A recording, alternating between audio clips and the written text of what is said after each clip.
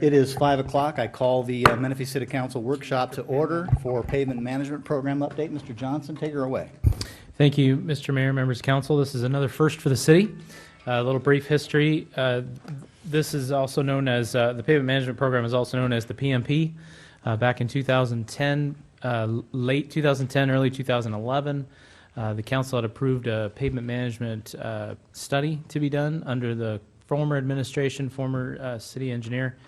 When I started bringing Jonathan Smith up to speed, he quickly realized that the process wasn't done properly.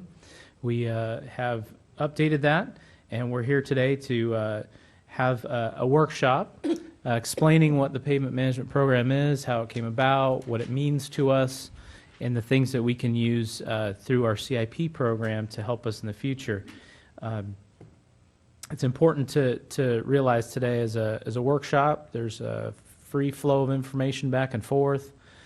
Staff is not expecting nor will be accepting a decision to be made today. This is something that would come back to council in the form of a program much like the CIP is on an annual basis for your discussion and approval at a later date.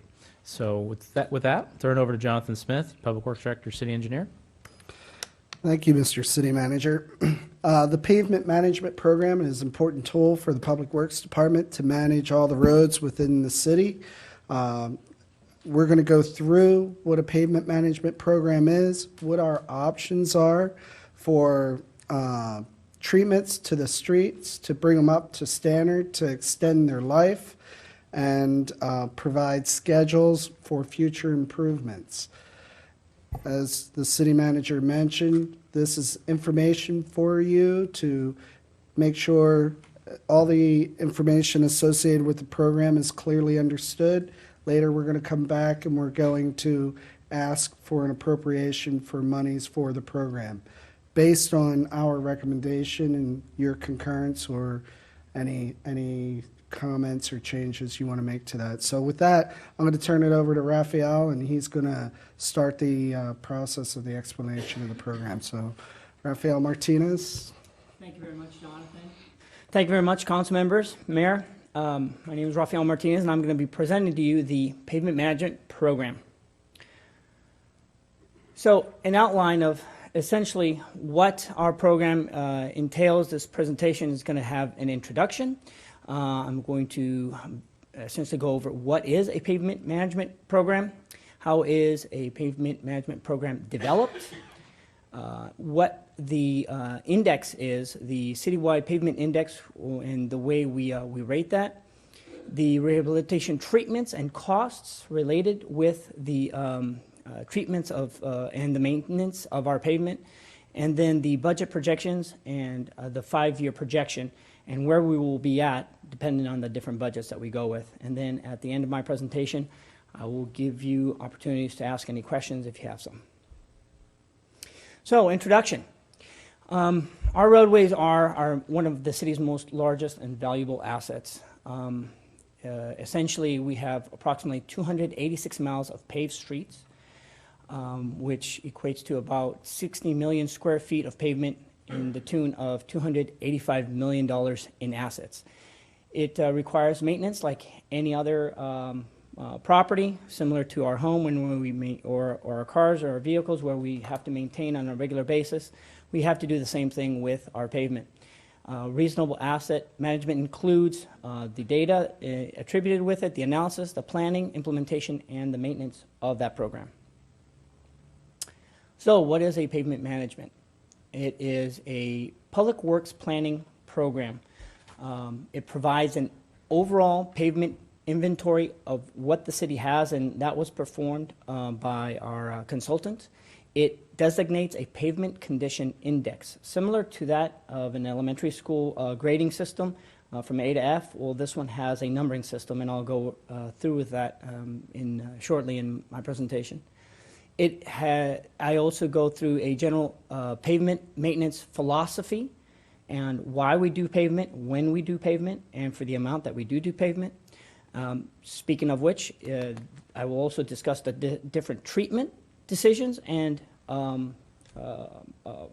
policies that we have for maintaining our roads, and then a budget scenario over a 5-year program as to how we can best and efficiently maintain our city roads.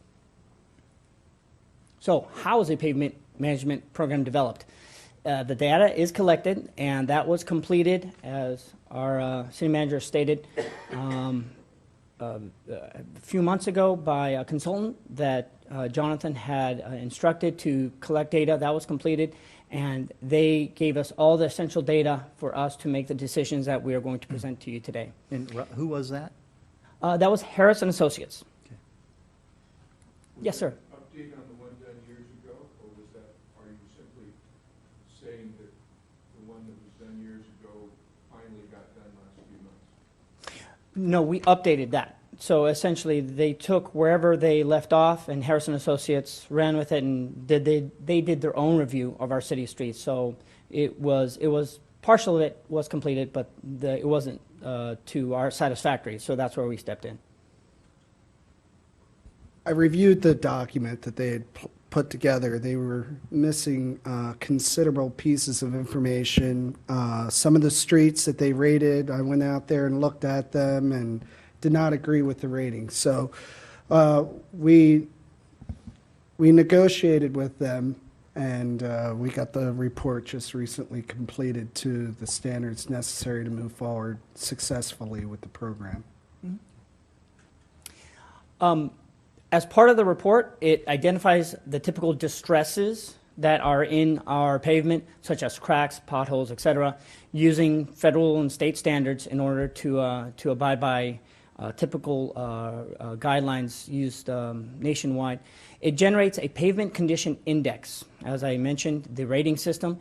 It's done using software and a program that takes video images and then compiles it all into one database and spits out a number and tells us where we are in terms of our index citywide.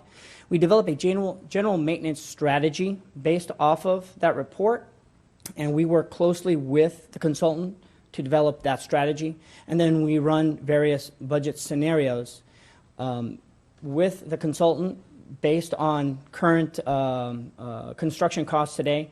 And then we will be working with Terry Willoughby very closely in order to adopt a budget for our coming fiscal year. So here we have the different pavement condition index rating values.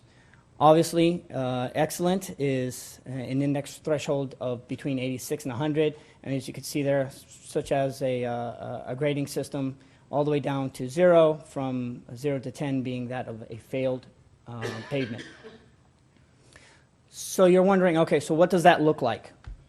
Here we have a PCI, Pavement Condition Index, of 100, and of course this would be excellent. It's our newly paved road, Newport Road widening project that was just completed. Here we have a PCI of 83, which is a very good, which is on Holland. And as you can see, there might be a little bit of oxidation, but there's no cracking, there's no structural damage to the roadway. Here we have a PCI of 75, which is still considered very good.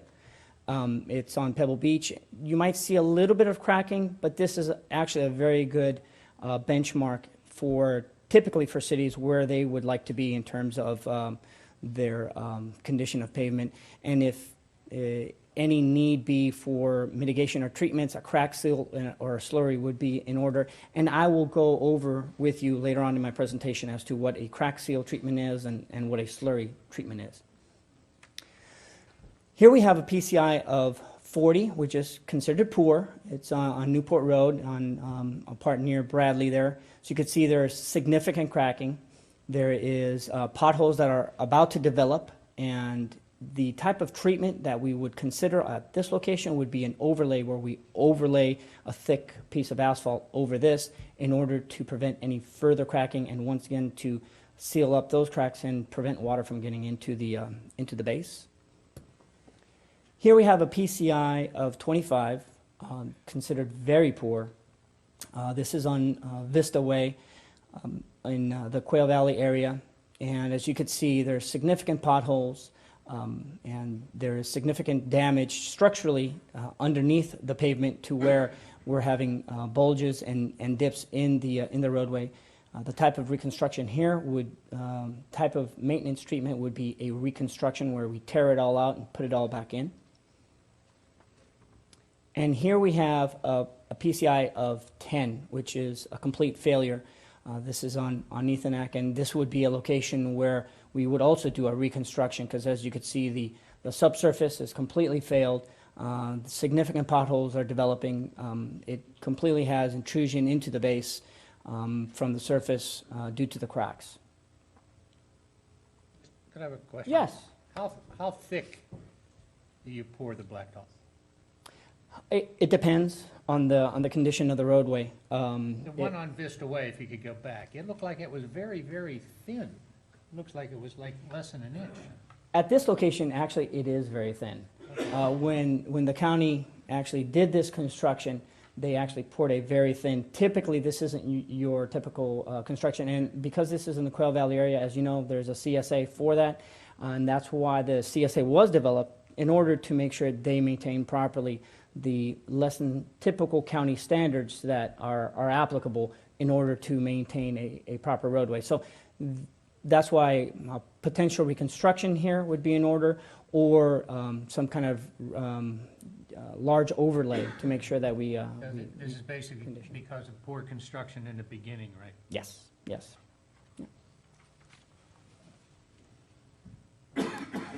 So the total street mileage and average PCI for the entire city is as you see here. Our arterials and collectors have approximately 98 miles of roadway with an average PCI of 79. We have our residential roads, which is approximately 188 miles of it, and has an average PCI of 78, with a total PCI pavement condition index of 79 for the entire city over the 286 centerline miles. Yes, sir. Again, how do you, when you see 79, 78, et cetera, how do Yes, you sir. break that down again? What's an A, what's a B, what's a C, D, and F? Yes. Slide 4 or 5. Yeah. Just trying to get that, yeah. Right there. So as you could see, at 79, we are in the very good. So you're very good. Yes. And like I said, this is a national standard, this threshold. And you'll be getting on when you think you should begin maintenance to save money in a moment, probably. Most definitely, most definitely.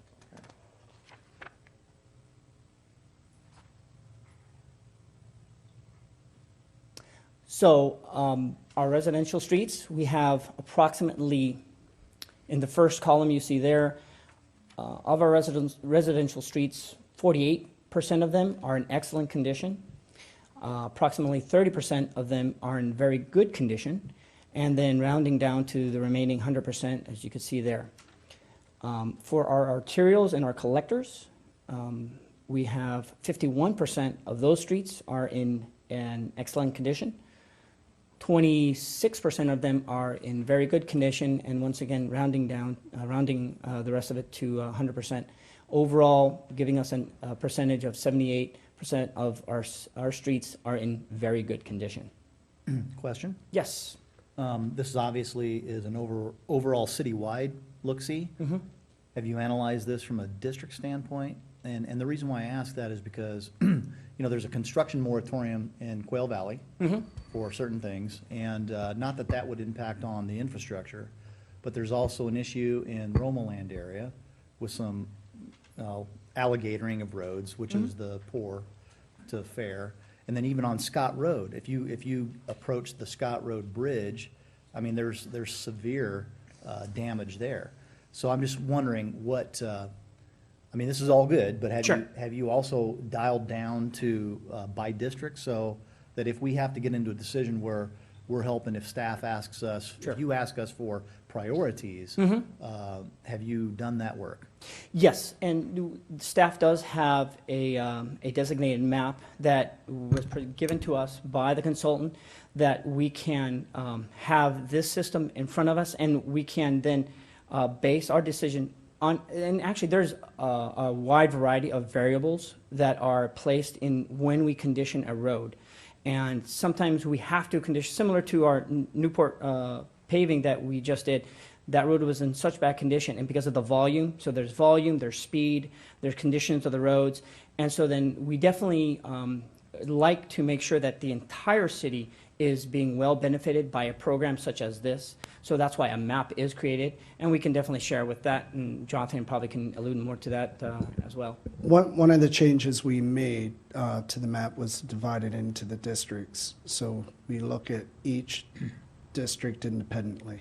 So, yes, we did break it down to the district. And I don't want anybody to misunderstand my question. I wasn't implying that we should necessarily target funds for things by district, but some reasonable approach and priority based upon this. So I just wanted to make sure that we captured that information. Oh, by all means, most definitely. What we try to do, and when I go into my different variety of treatments in the next few slides, you'll see where we can do a less expensive treatment in some areas where it will extend our life for a considerable amount of time. And then there's some areas where we need immediate reconstruction because it's so failed and we can't continue due to the volume and the speeds. So, and then, of course, we will be working with staff and city manager to make sure that, like I said, it's something that's well distributed for the entire city to benefit, because this is a program that's designed for the entire city and not just specific streets. And just because somebody complains, we try and do this citywide so that everyone gets a benefit. And that's why part of the analysis, there were arterials and collectors in there as well that basically bisect all districts as well. Thank you. Yeah, Scott, I'm glad you added that qualifier. I know in myself and working with a number of cities that had districts, they stay away from, for example, maintenance, looking at districts, stay away, because what is a district? It's a political consideration. So if you start looking at districts, you're overlaying a political consideration on what should be good general maintenance, which is going to cause fits for your city manager when they're trying to generate a budget process that makes sense. Sure, most definitely. Mr. Denver? I certainly agree.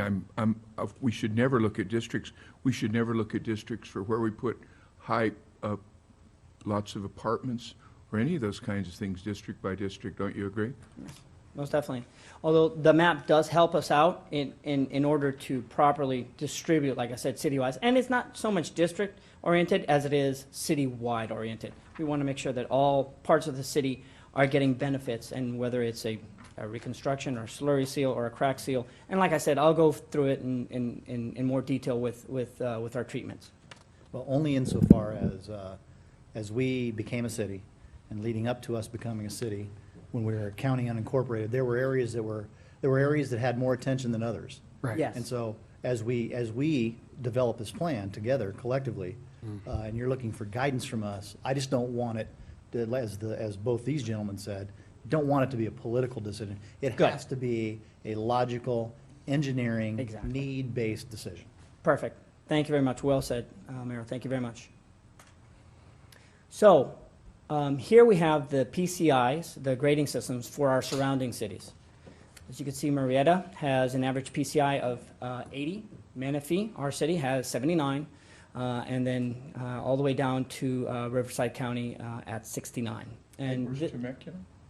you know, they would not give us that information.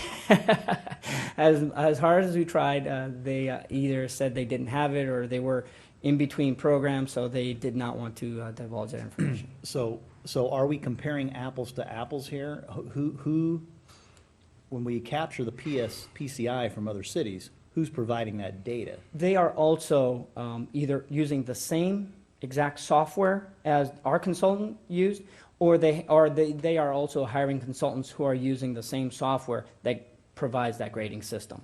And the only reason I ask that because this surprises me a little bit, you know, in a positive way. I mean, we drive it every day. We go here and there. There's streets and I go and so Yeah. we're not that far off from some other cities, but it also speaks to crumbling infrastructure though throughout the state. Yes, yes. And the reason being is when we drive the majority of our roads, we see, for example, Newport, the old Newport, we see those practically every day. So you typically see that, oh, well, there's a PCI of that's bad, that must be a 50. But for the most part, a lot of our residentials and our collectors are in really great shape. And so because of that, that's where the average PCI gets raised up. So the citywide pavement condition, and this is, I'm just reiterating a lot of what I had already mentioned, but we wanted to make an exclamation point on it. 81% of the residential streets have a PCI of 70 or better, which means that it's in very good condition. 80% of the arterial streets have a PCI of 70 or better, which once again is in very good condition.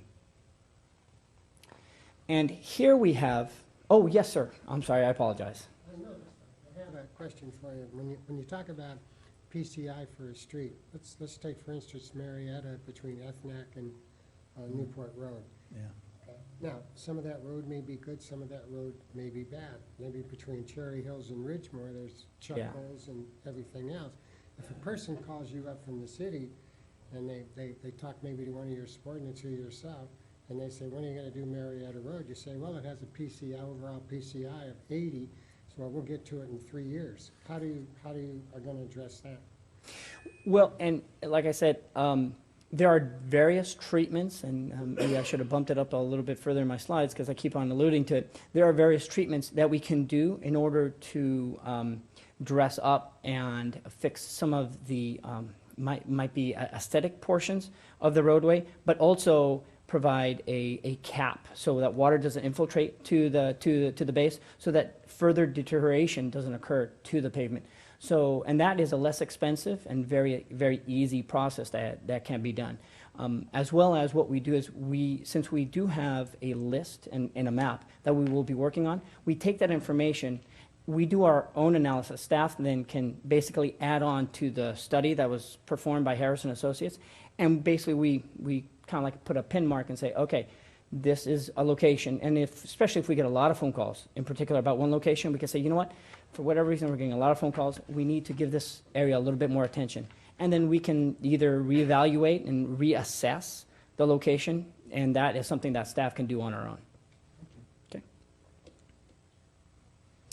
Here is a graph that visually represents how we can potentially save a lot of costs to our roadway. And I apologize, my pointer doesn't work on the screens. But as you could see, the bottom bar graph is the years of the roadway, and then the column there is the condition of the roadway. And as you're going down through the life of a roadway, you could see that it starts degrading very quickly into the 10, 12, 16-year mark. If we can do a process such as a slurry seal or a crack sealing, that little red dashed line that then goes up right there at the 15, 14-year mark, it can actually extend the life up from a fair or a good up to an excellent, as it then goes back down. And so then it's very important for us to create a program, because what it does is it identifies the locations. Oh, here's where, yeah, you're fair, and you know what? If you do a simple treatment, you can get it to excellent, and now you can extend the life of that pavement for an additional 5, 10, 12 years. And that's really critical, because what we're doing is we are basically saving our deferred maintenance. We are now essentially extending the life, therefore the maintenance of that roadway is going to be less throughout the years that we have that roadway. As opposed to if we wait for it to go down to 20 years where it needs full roadway reconstruction, well, now we're looking at significant cost that the city would have to incur to rip it all out, similar to what we did at Newport, rip it all out. If we wait that long, rip it all out, go down to the base, and then reconstruct it from the subsurface all the way up. So this is the most critical part of the pavement management program. It identifies the locations, and like I said, one of the variables identifies the locations. here is a poor, here is a fair, here is a good, and it gives us the tools to say, okay, here we need to do reconstruction, we're bad, but here we can do a slurry seal, here we can do a crack seal, extend the life, and therefore save the city a lot of money down 5, 10, 15 years down the road.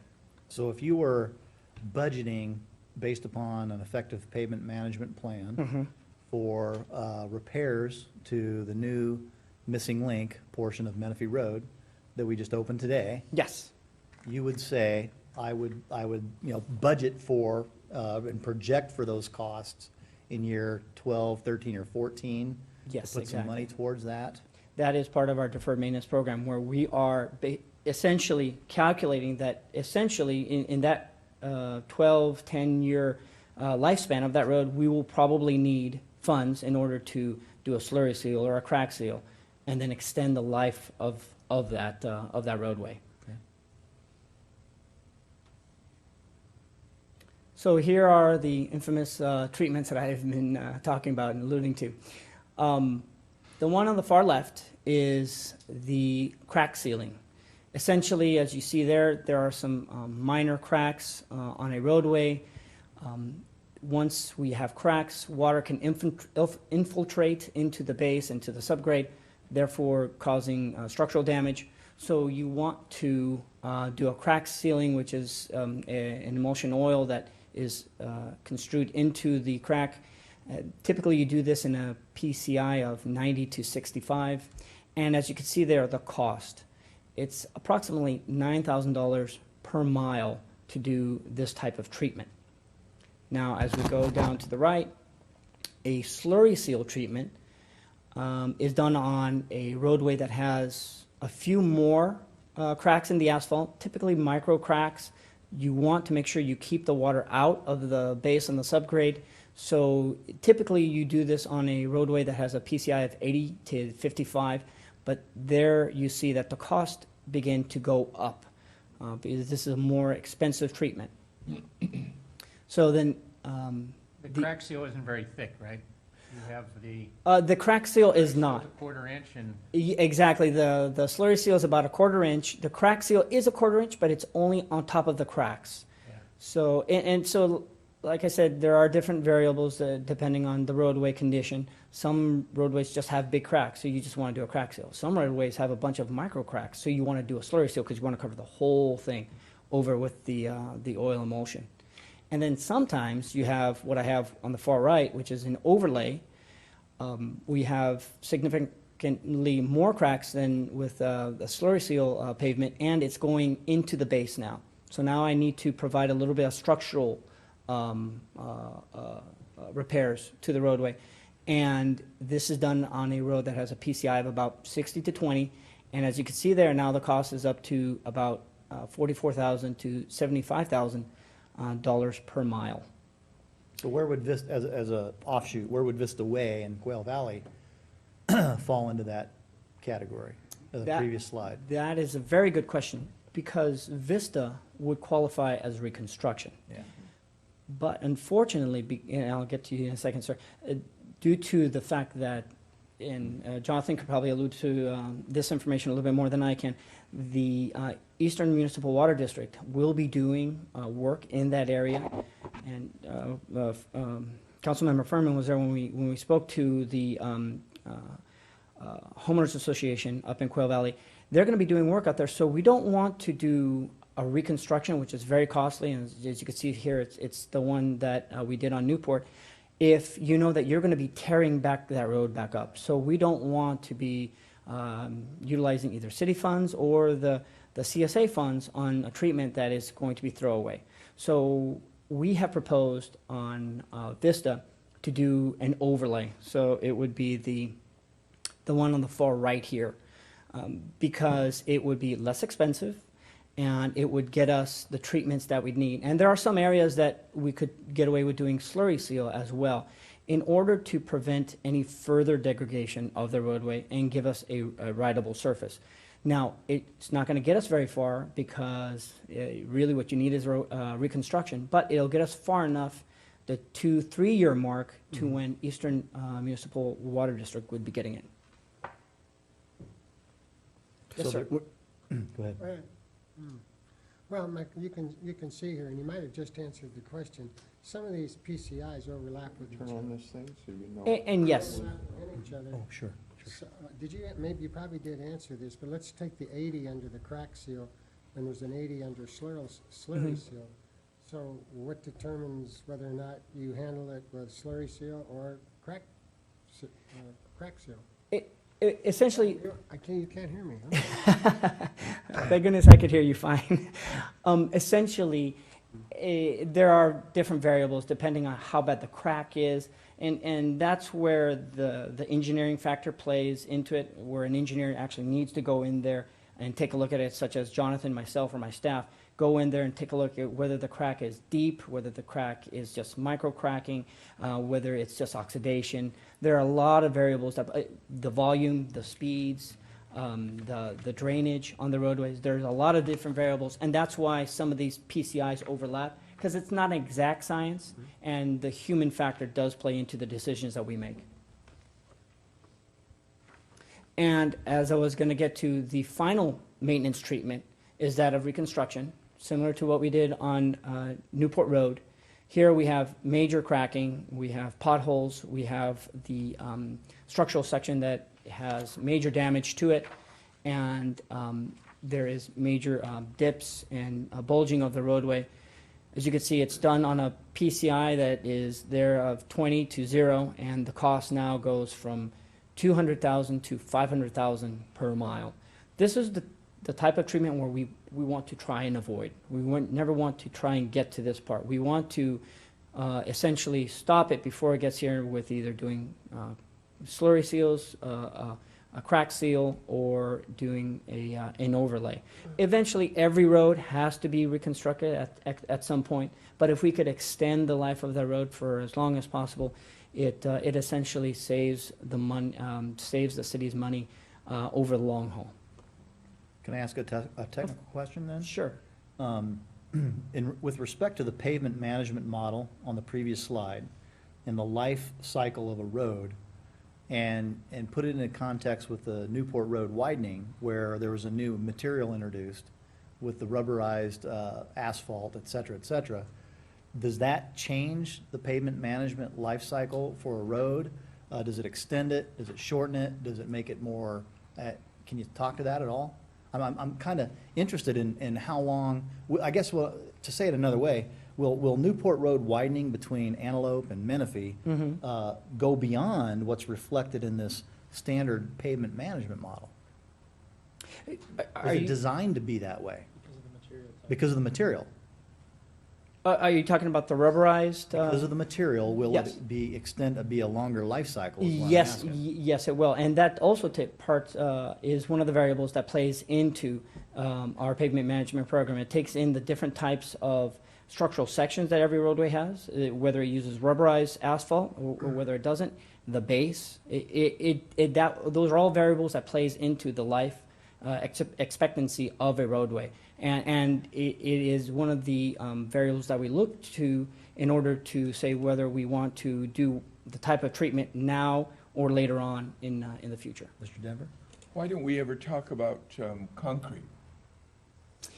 Well, the use of concrete is very expensive.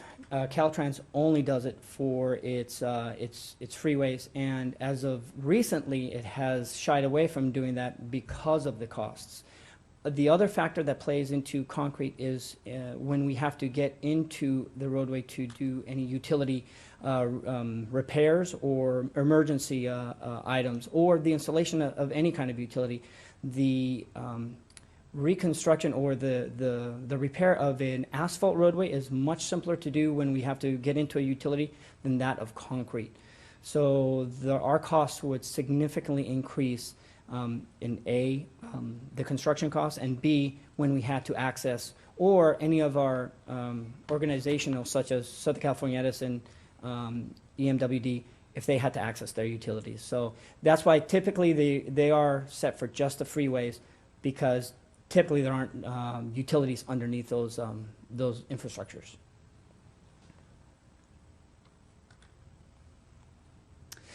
So our maintenance assumption Alternative one, which would be to spend no money at this point, and we have various alternatives, would essentially reduce our current average PCI of 79, which is a very good, drop it down to a 66, which is good over a 5-year period.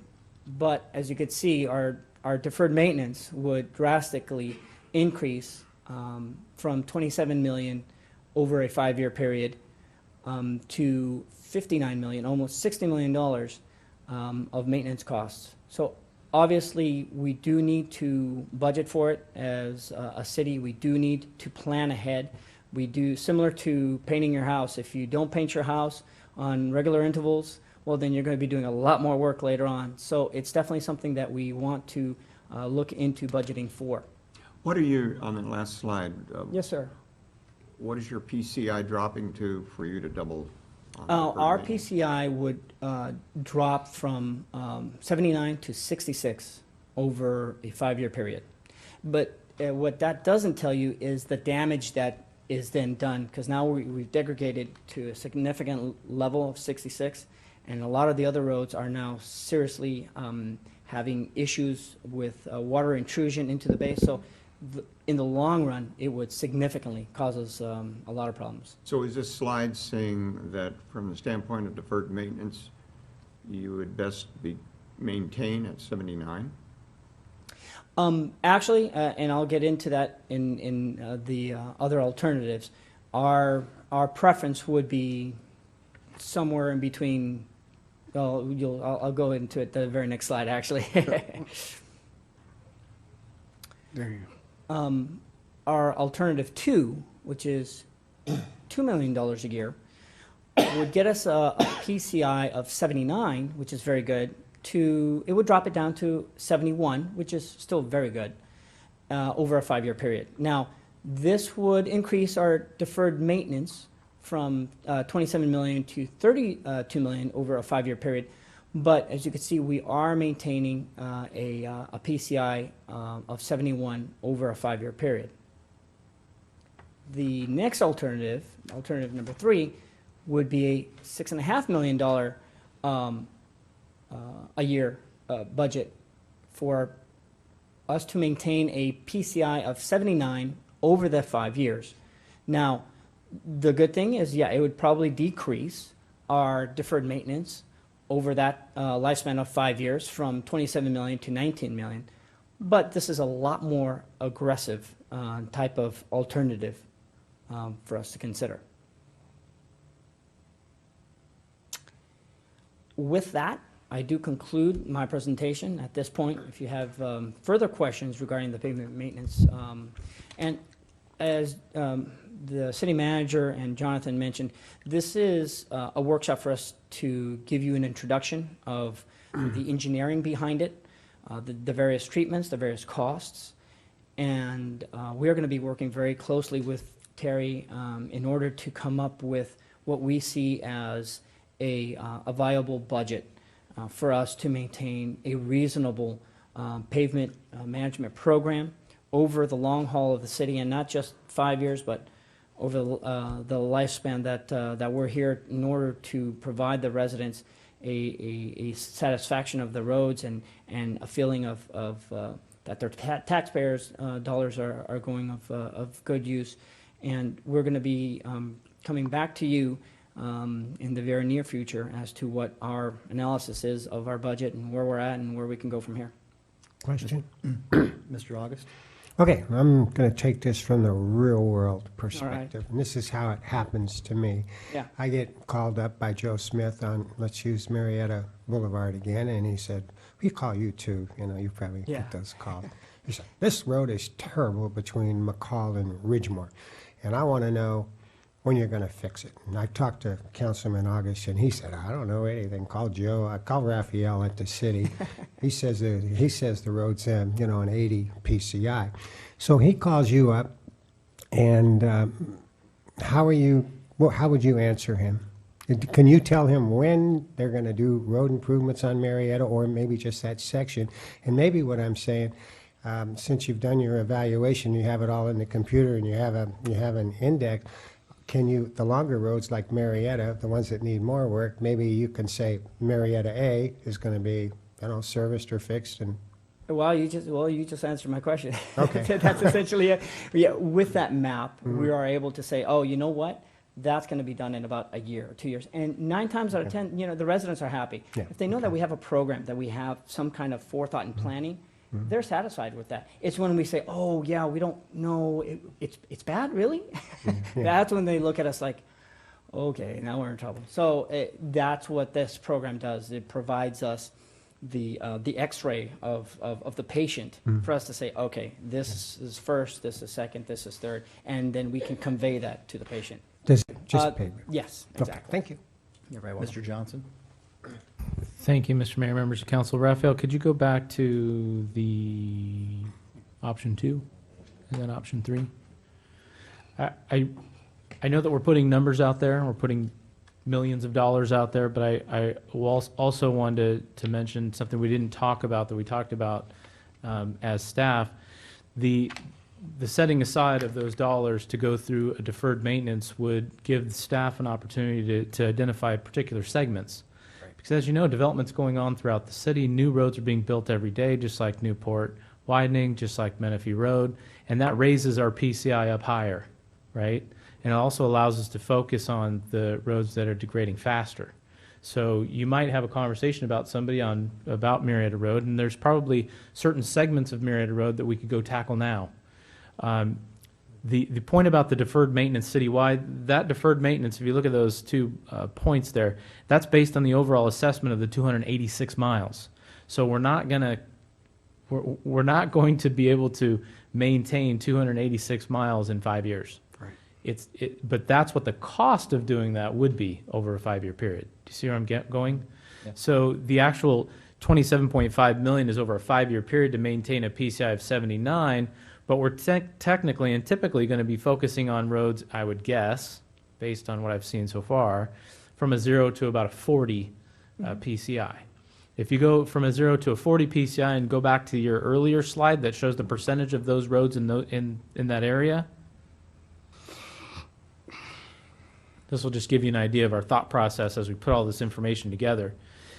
If you look at the poor category, you got 4.18 in residential streets, 3.17 and 0.38. That's less than 10% by my quick calculation of all the roads in the city.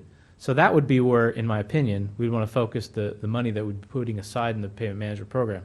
It doesn't mean to say we wouldn't also go work on a good and very good street as a portion of it so that we could extend the life of that. But it wouldn't be spending $2 million throughout the entire city trying to keep every street as they are. Does that make sense?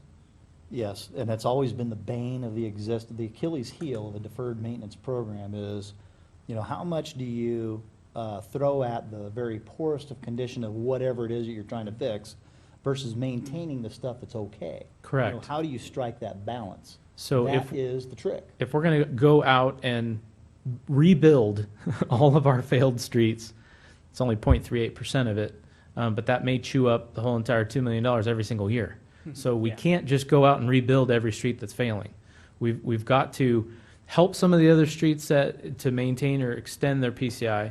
We've got to do some overlays to improve a portion of those streets that are failing quicker than normal, and then we have to rebuild some of them as we move along. And that's what's great about this program and this system is these guys now have the tools to create a program with segments identified, develop that program, and bring it back and share with you. The first year, we think we're going to be able to do this.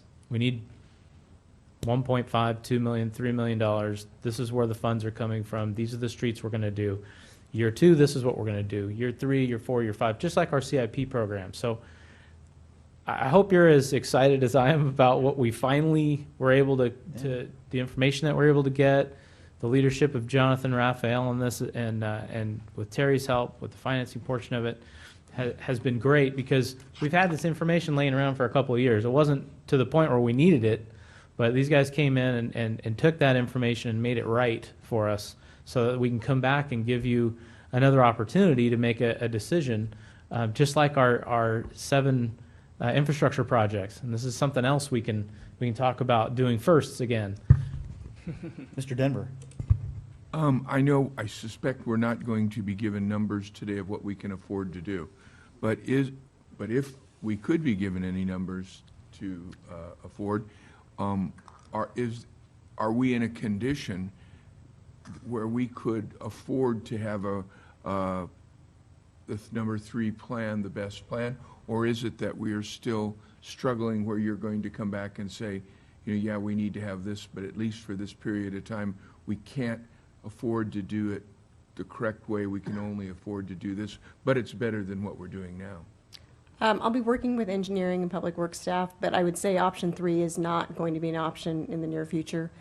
We need to balance our capital improvement program. It's the same funding sources for those construction projects that'll be used to fund this pavement management program. So we have to find a balance between both of those.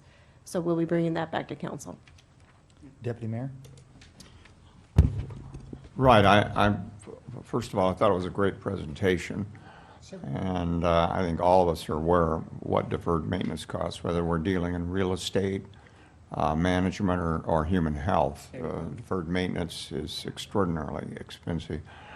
And going to John's question, which was a good one, what can we afford?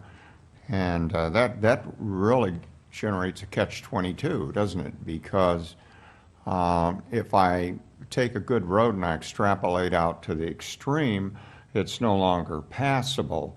At that point, if you were to do that, we simply couldn't afford to rebuild our roads. So it's almost, I guess, and help me out here, in a budgetary process, you'd probably come in and say, hey guys, what we want is $4 million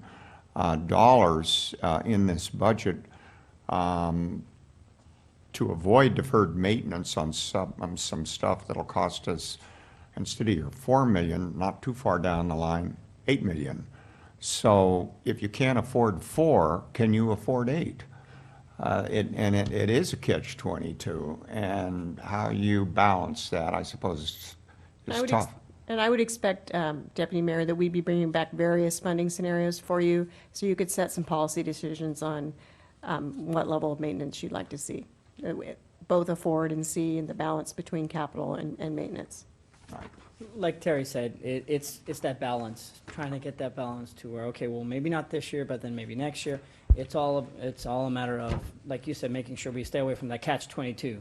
So where we don't go too far to where, later on down the road, it's going to be worse. And then, and you guys would have to help us out on understanding that kind of a budget, because we might say, well, and as the mayor pointed out, there might be some poor road here and we want to get it fixed right now. And yet you might say, we got a stretch of better road that we want to maintain. So your idea of it being cheaper for that poor road is not cheaper at all. It costs you a lot of money to work on that poor road right now. I'm glad you got exactly out of my presentation as I would have liked you to. Perfect. Mr. Furman? Raphael, I'd like to get back to the chart that has the red line on it Yes. there. Yeah, it looks like you have a 14-year life on a brand-new road. And then with that red treatment, you're going to extend it another 8 years. Yes. At the end of that extension, does that road have to be completely rebuilt then?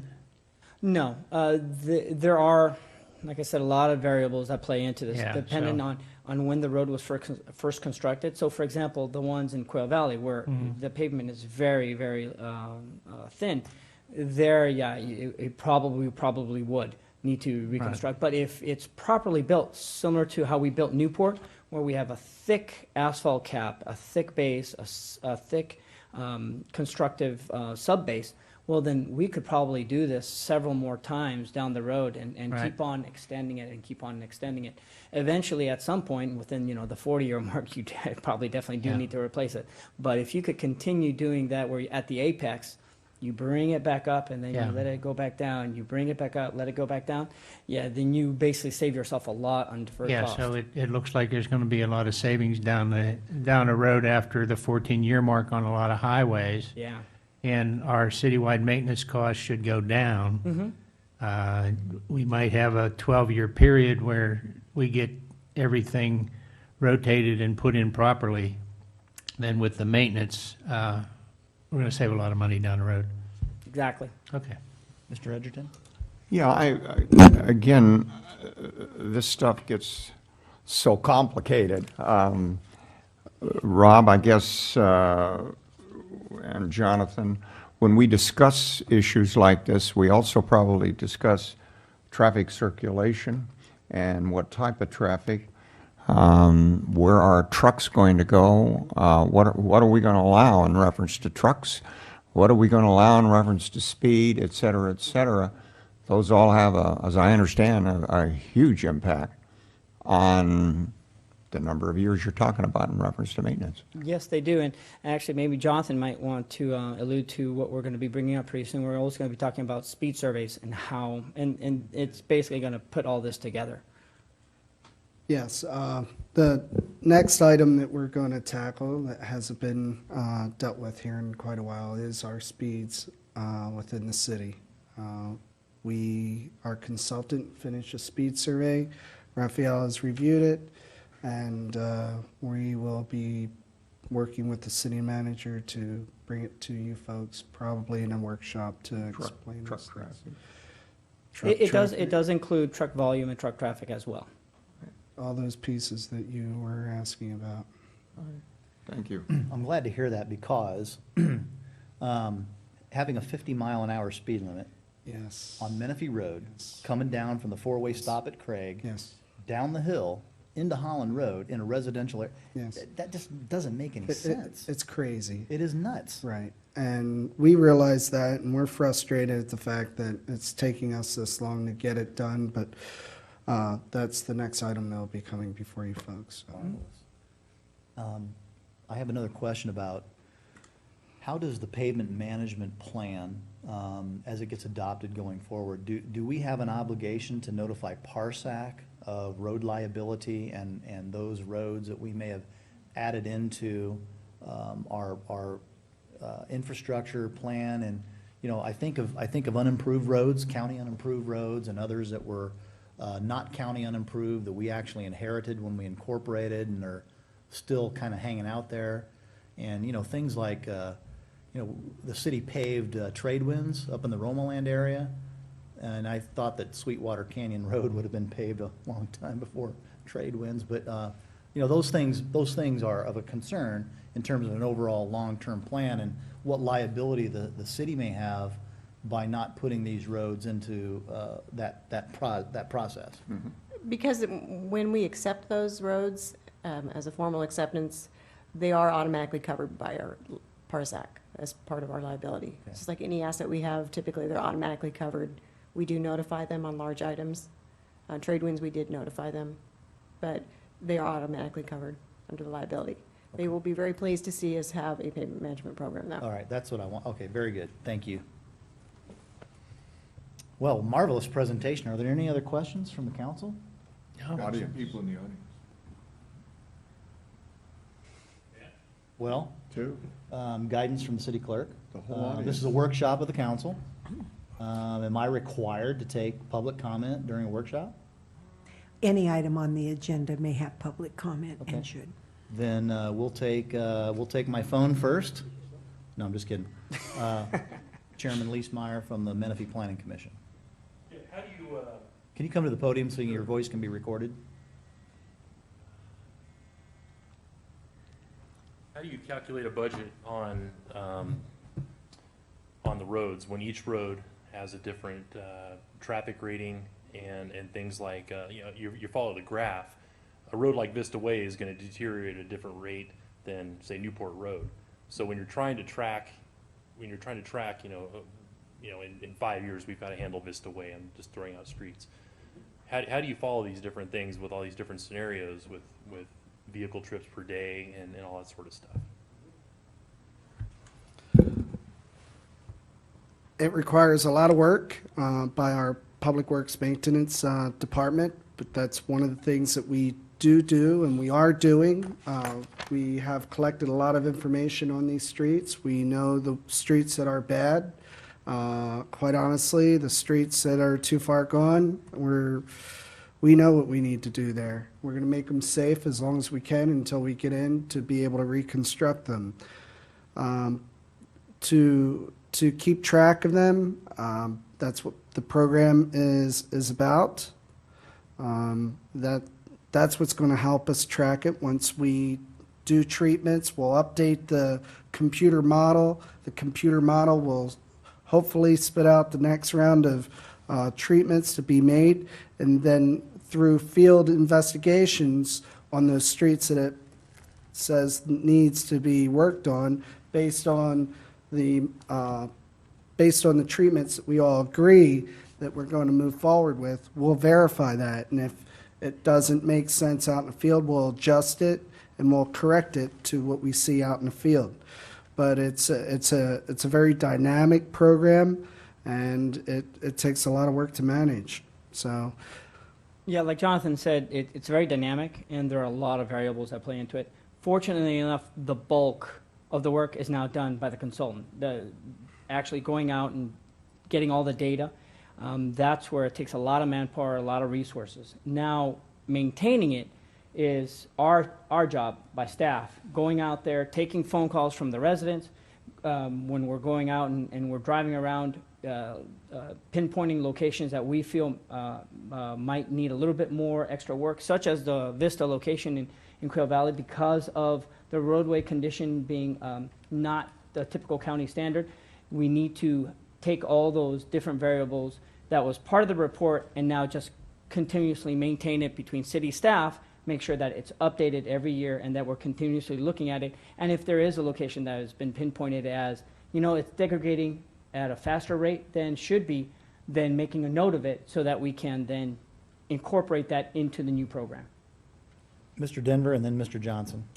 There's a number of roads in my district that are not paved. You didn't mention that as part of your plan. Is that another issue, or how does it? Yes, that is a different issue in terms of the non-paved roads.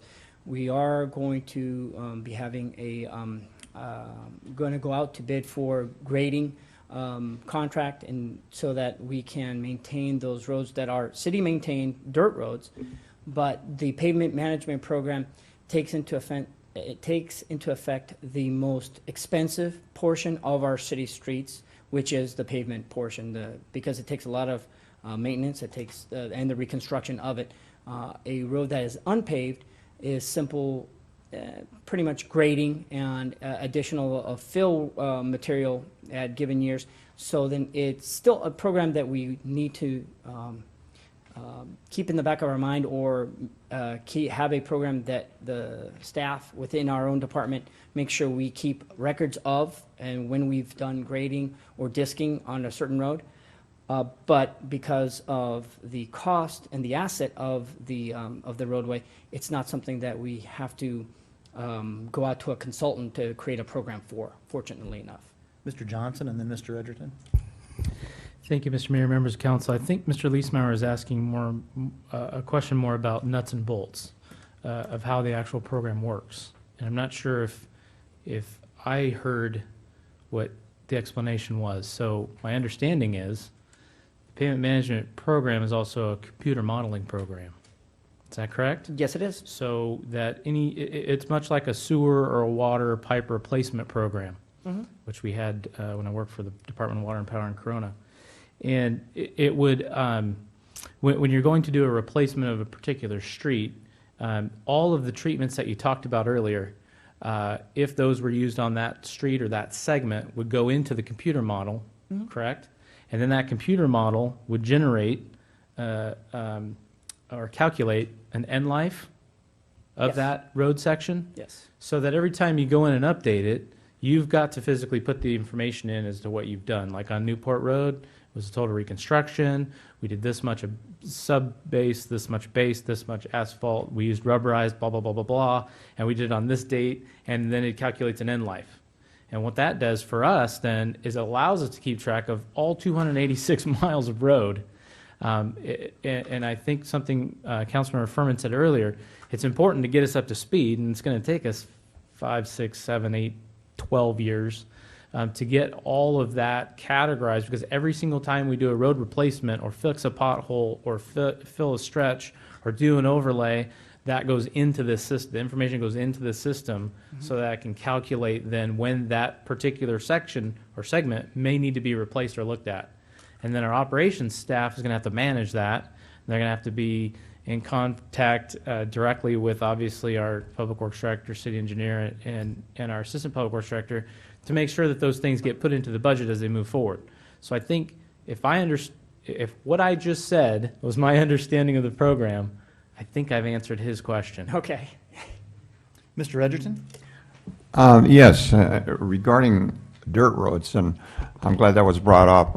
I'm going to speculate that we have miles of dirt road that are used by the residents and that go through residential areas that are not part of those 200 some odd miles that you talked about, and that those dirt roads are not the responsibility of the city, even though they are used by the residents, and even though the city apparently is gracious enough when things are very tough, maybe we'll send a grader out there, but if we're going to pave those roads, then that will demand an assessment of those people who live in that area, and they wouldn't be among that 230 number of miles that we have. And we have many, many miles of dirt roads, but they wouldn't be included in those 200 and some odd miles because they're not considered our roads. Good question.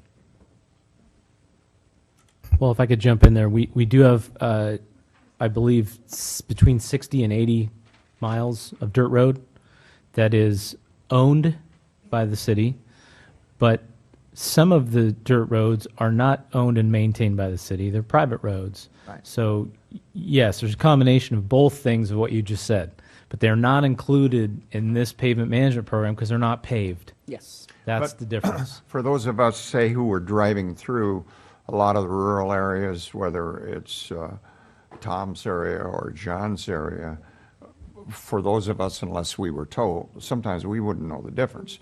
There's a lot of dirt roads. We'll be on those dirt roads. We think they're city roads. They're not. In fact, sometimes some of the residents will complain. They'll say, why doesn't the city pave this road or do this or do that? It's not our responsibility. And that's where we go back to Public Works, and they go through their non-computerized book Yeah. of roads that were given to us by Exactly. the county that were actually maybe not even county-owned or county-maintained, but we have a map of it because it's a dedicated road, but it's a privately owned road, and it may get you from point A to point B, but it's not owned or maintained by the city. And sometimes, in the need of emergency services, in the need to protect public health, we will go out and blade those depending on how bad they get. Yeah. Mr. Furman? And then we'll take the next public speaker. I just did want to make it clear that there are paved private roads also in the city. No, that is true. They're yes. just not all dirt, but there are some paved private roads that the neighborhood maintains those roads. One in particular I can remember is Farmington is maintained and put in by the whole neighborhood there, and Mountain View near me. So there are paved roads that are maintained by the citizens. That is very true. Peter? My question is, how Could do you come to the microphone, please? My question is just, how do residential streets, maybe within HOAs, fit into all of this? For example, cul-de-sacs.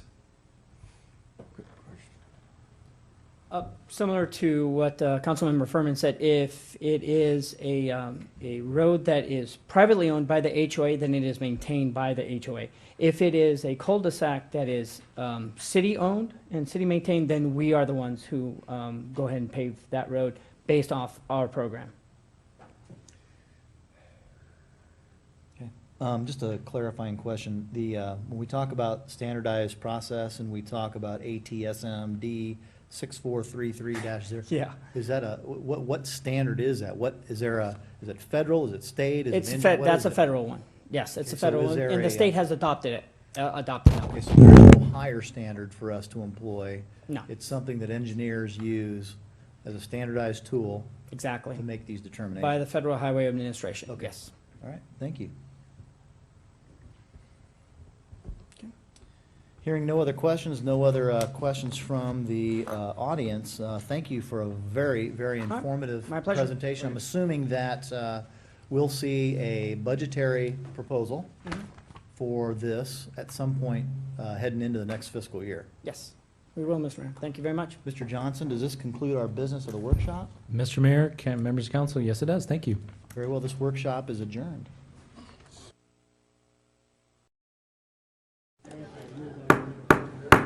Good evening, ladies and gentlemen. The regular meeting of the Menifee City Council is re-adjourned. Madam Clerk, would you please call the roll? Council Member August.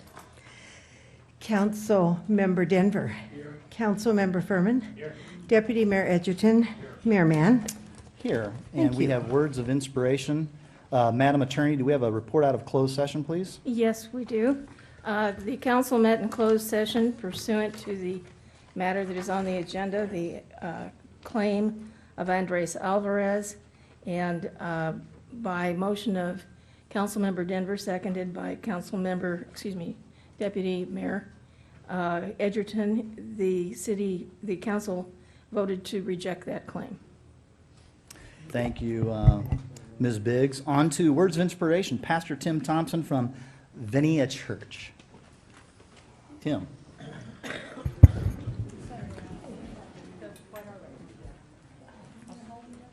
Join me in prayer, everyone. Father in heaven, we come before you tonight at the beginning of this meeting, and we put you first. Tonight, as all the meeting takes place, I pray that you would give wisdom to the leadership of this great city. Lord, that you would give the ability to make right decisions based on things that are going to be beneficial for this community. Lord, we lift up the members of our police department, our fire department, the leadership in our school, the teachers in our schools. Lord, bless all of them. Lord, bless the citizens of this community. Lord, you tell us to render, therefore, to all their due. Taxes to whom taxes are due, customs to whom customs, fear to whom fear, honor to whom honor. And I pray for all the parents in this community that you would give them the wisdom, the courage, the ability, the strength to raise up the children of this community to be good, strong, active members of our great city. And so bless this night. Again, we place you first in this meeting and in our lives. We pray this in the name of the Lord. Amen. Amen. Thank you very much, Tim. Councilmember Denver, would you lead us in the flag salute? Join me saluting our flag. To the flag of the United States of America and to the republic for which it stands, one nation, under God, indivisible, with liberty and justice for all. Thank you all. And Tim, the definition of venia means what in Greek? In Latin. In Latin? It's the word for grace. Thank you very kindly. Thanks for being here tonight. We have no presentations this evening, and are there any modifications to the meeting minutes of March 5th? Hearing none, those meeting minutes are approved. Are there any modifications to tonight's agenda? No, sir, as posted. Thank you. The agenda is approved. On to public comments. We'll take the first speaker, please. Earl McGee.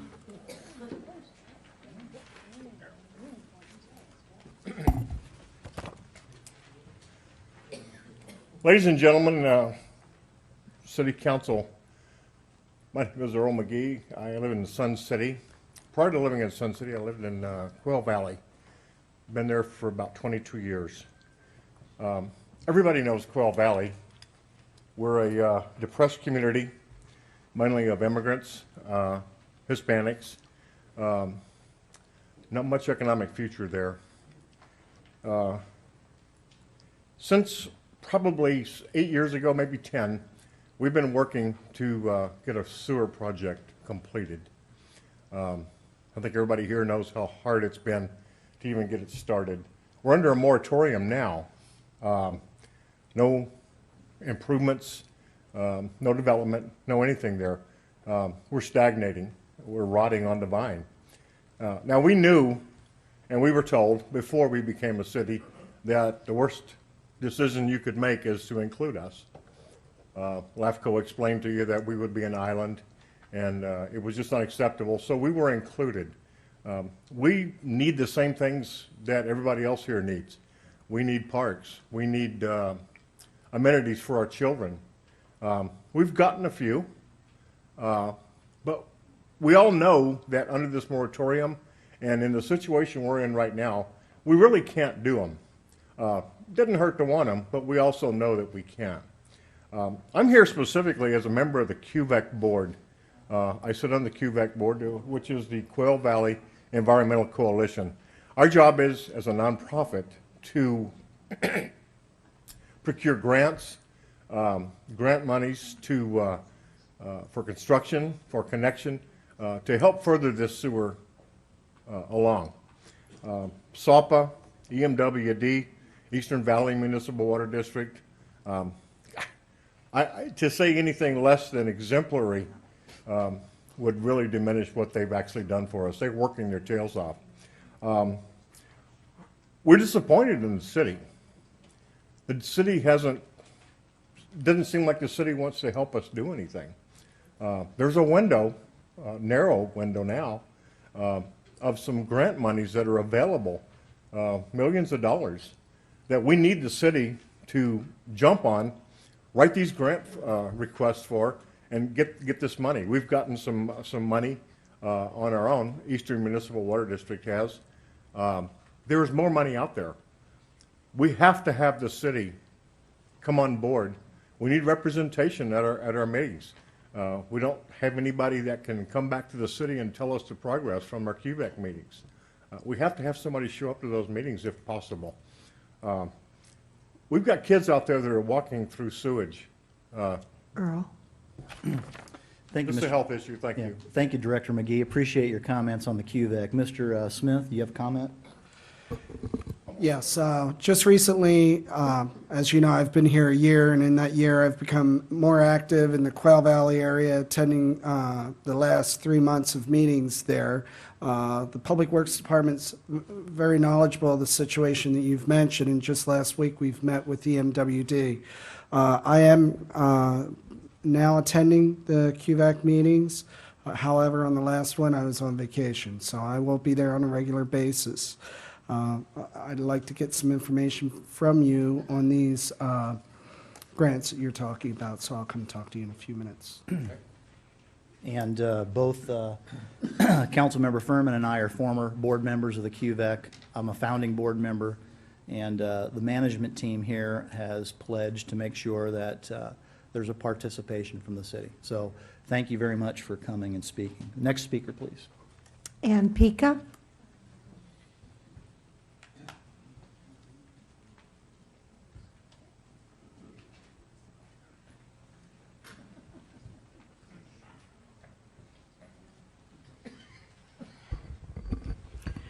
Good evening. After listening to the recording of the last city council meeting, I find it shameful that two grown men would act like fools on the dais. That would be Scott Mann and John Denver. Mr. Denver, calling Mr. Edgerton stupid is unbelievable. Stupid is as stupid does, and that would be you, Mr. Denver. Anyone who signs their signature on the 460 campaign contribution after listening to the recording of the last city council meeting, I find it shameful that two grown statement without a review on knowing what it is in that paper that you filled out and signed. You said your wife handles all that, and you just don't know if this developer that you are about to vote on for approval gave money to you for your campaign. Mayor Mann, you making the statement that you received donations from this developer but that will have no impact on your vote was clearly defined as a lie when two council members voted no on this development, and you lashed out with the statement that Councilman August and Edgerton have just notified developers that Menifee is closed to new business because they voted no to changing the approved plot plan issued by Riverside County. You continued on your rant to say that they have set up Menifee to be sued by this developer because of the no vote. Again, you lied to the public. There is no way the developer could sue the city. The city council is no way stopping this developer from continuing with the original approved plot plan by Riverside County. Just to make something clear, because the mayor and councilmen in Denver do not seem to understand that the city planning department and the planning commission are advisory branches to the city council. Neither have the final approval authority on any project within the city. The planning department works with each developer and assists them in getting any and all changes to their project approved. The planning department for the city of Menifee only issues a positive version of the project. That is a version that clearly approves the project changes the developer wants to get approval from either the planning commission or city council. Never do they issue the negative impact it could have on the citizens of Menifee. So the truth is, staff is working with developers to bring more housing density into Menifee against the desire of the citizens of this city. How do I know this? I was on the planning commission, read the reports, and questioned why no negative side to reports, something no one else on the planning commission would do or does to this date. You know, Mr. Mayor, you and the other council members can fool some of the people some of the time, but you can't fool all the people all the time. Thank you. Thank you very much. Next speaker. Vincent Stewart.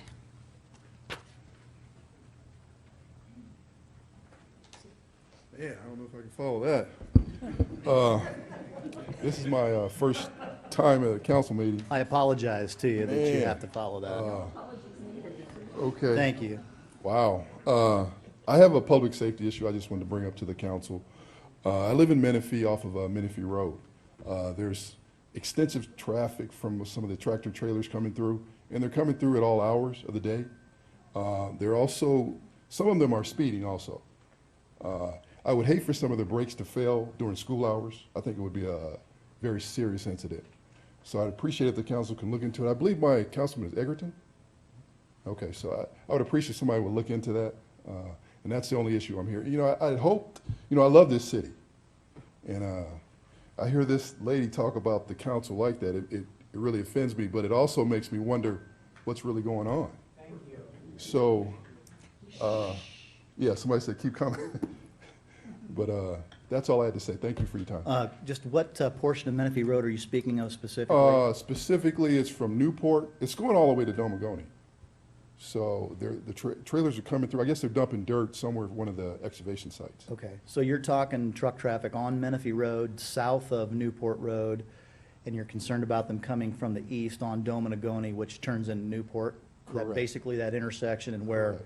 they're doing some land, bringing in some fill dirt to do a new project over there. Correct. And I'm not sure whether the site is, but it's during school hours too, in the mornings. And they're going, some of them are speeding. They're excessive speed, some of them. Did you say they're turning on Menifee Road? They're turning on the Menifee Road. They're from, I'm not sure if they're coming from Newport or if they're coming from, actually they're coming from Newport and Scott, excuse me. Okay, so they're coming in both directions. Okay, all right, thank you. Mr. Edgerton? Yeah, first I just wanted to thank you for being a good citizen and coming up and pointing something out that needs to be pointed out. We just had a infrastructure maintenance presentation by our staff today. And when we get complaints like yours, each one of us, depending upon our district or perhaps regardless of where we're from, will report it to the staff. Okay. And we're still playing catch up. We're a new city, but our city manager and this guy over here, Jonathan Smith, is a hero of ours. We are addressing the very thing that you're concerned about as you speak. Oh, I appreciate it. And, you know, also the weight of those trucks, I'm not sure if our street is really built for that. You know, there's a lot of excessive weight on that road. Thank you, Mr. Stewart. Mr. Johnson? Mr. Mayor, members of council, I have Jonathan Smith. Could you meet Mr. Stewart and get some information from him so we can follow up? Thank you, very kind. Next speaker, please. Adrian Peters.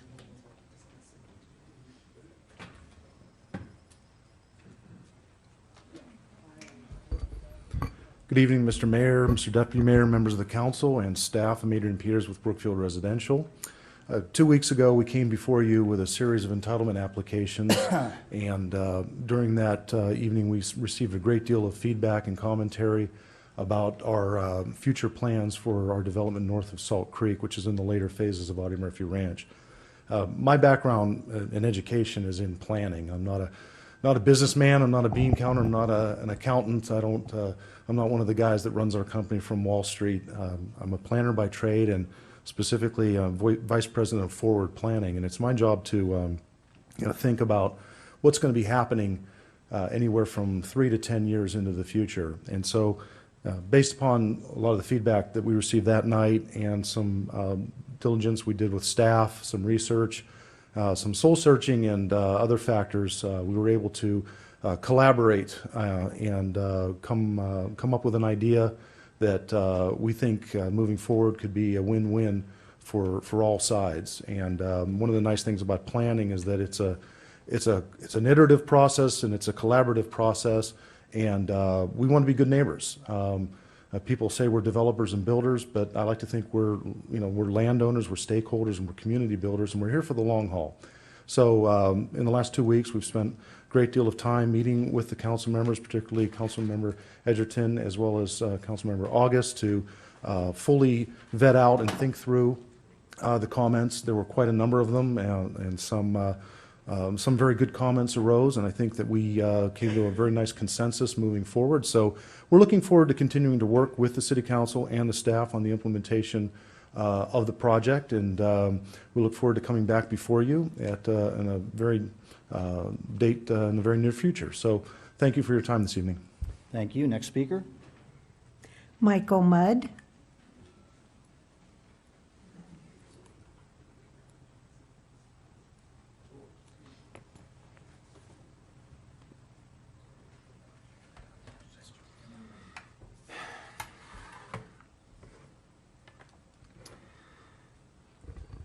Hello. Something is going terribly wrong in the city of Menifee. When our sitting mayor, Scott Mann, takes it upon himself to engage in a witch hunt in which our councilman, Tom Furman, is and has been the target of bullying and intimidation from our mayor, Scott Mann. Scott Mann has engineered a full frontal attack on Councilman Tom Furman. All of this evolves around Tom's Wooden Nickel Ranch and the so-called safety violations. Tom Furman has repeatedly tried to comply with the city to correct his so-called violations, and he has been misdirected, misinformed, and overcharged by the city throughout this process. Scott, you should really consider the real possibility that Tom Furman will sue the city, because he actually has grounds to sue the city because of what you have put into place. Scott, you have now spent over, is everyone ready, $100,000 of the citizens' money trying to destroy Tom Furman. You know, I've got a better idea, Scott. Why don't you ask Nelson Chung, your investor developer buddy, to fund the lawsuit? Because I'm pretty sure the citizens of Menifee really don't want to pay for this type of activity. It only takes 3 votes, gentlemen, to remove the attorney, Stephen Rosenblit. Okay? 3 votes. If he is not dismissed and all of these fictitious sightings have not been, do not disappear, a week from now, the citizens of Menifee will start to protest outside the next city council meeting, and then they will be right where I am right now, talking about all kinds of info that Scott Mann has applied pressure to destroy Tom Furman. And yes, we have the details. We can bring them forward. This is not an idle threat, and we are ready to proceed. I promise you it will happen, and Scott Mann, your name will be all over this protest. And by the way, if you're going to sit there and say, it's not me, the city is trying to make Tom comply, it is about you. Nobody is going to buy that. You can say it if you want to, but it's not true. 1 week, gentlemen. Thank you. Thank you. I guess that's why it was a unanimous 4-0 vote to take the action that the council did against Mr. Furman on a, excuse me, it's my time. Next speaker, please. Grant Yoders.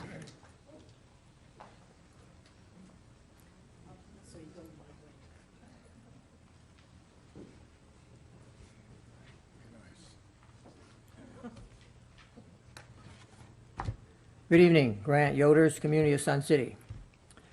I want to begin by saying, welcome back to the world of entertainment. In past years, that's how the printed media used to portray our council meetings, entertainment. Just show up at City Hall twice a month, and you could be entertained with 2 shows with our council persons as the cast. Those of you in the chamber who are longtime attendees know of what I speak. What occurred at the meetings of January 22nd and 5 March were reminiscent of the meetings of 2010, 2011, 2012, when the folks on the dais could be depended upon to engage in some form of verbal fisticuffs or character assassination. Well, the aforementioned 2 meetings brought back those unpleasant memories. You only bring shame upon yourselves, but are an embarrassment to the city. This meeting is not a pugilistic event, but a council meeting requiring a high degree of decorum, which you folks must have left in the back room. I could say that you folks acted like horses behinds, but that would be character assassination and also an insult to the horse. What kind of impression do you think you made on persons attending a meeting for the first time? I'll tell you, they will never be back. Carol Sullivan and I are the only 2 members in our community of 600 people that have attended your meetings ever since the transition occurred way back in 2008. I have been nudging my residents in my community to attend your meetings, or our meetings. Finally, 6 of them attended the meeting the last meeting. I received calls from them the next day thanking me for the exposure, and some of the things they said cannot be repeated. And what do you think they are going to tell their friends and neighbors? Your image and the image of City Hall is tarnished. Mr. August, you may not be the spokesman for the council, but you could have pulled a Khrushchev and pulled off your shoe and slammed it on the table and said, hey, you guys, knock it off. Mr. Mayor, Mr. Deputy Mayor, you folks are always applauding yourself regarding the harmonious atmosphere of your council. I'm sorry, but that ship has sailed. I'm beginning to think that Ann Pika was right when she suggested recall. November is just a few months away, and the election should take care of part of the problem. The remainder of the council can sit on pins and needles, and you know who you are. Thank you very much. Thank you. Next speaker, please. Katie Benier. Good evening. Katie Manier, City of Menifee. I'm going to address our mayor. Seems like he's been addressed a lot tonight. Seems you bought a house for about $125,000. This is all public record. Refinanced it to approximately $200,000. Then when the market went up, you refinanced again to about $300,000. Seems like to me that's well over $100,000 in profit.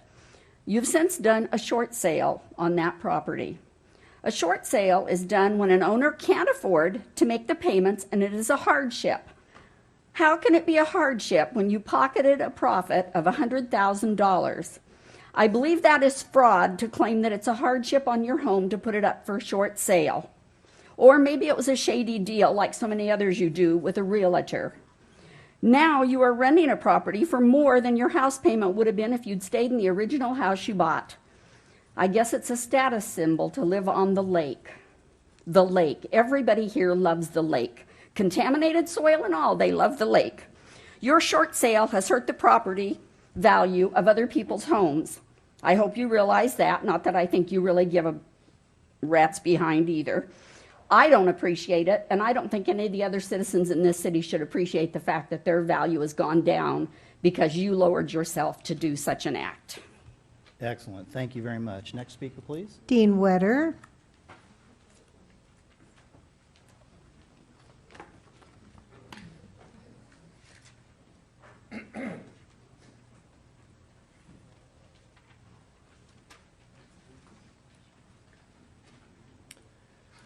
Good evening, Honorable Mayor, Council, staff, and supporters.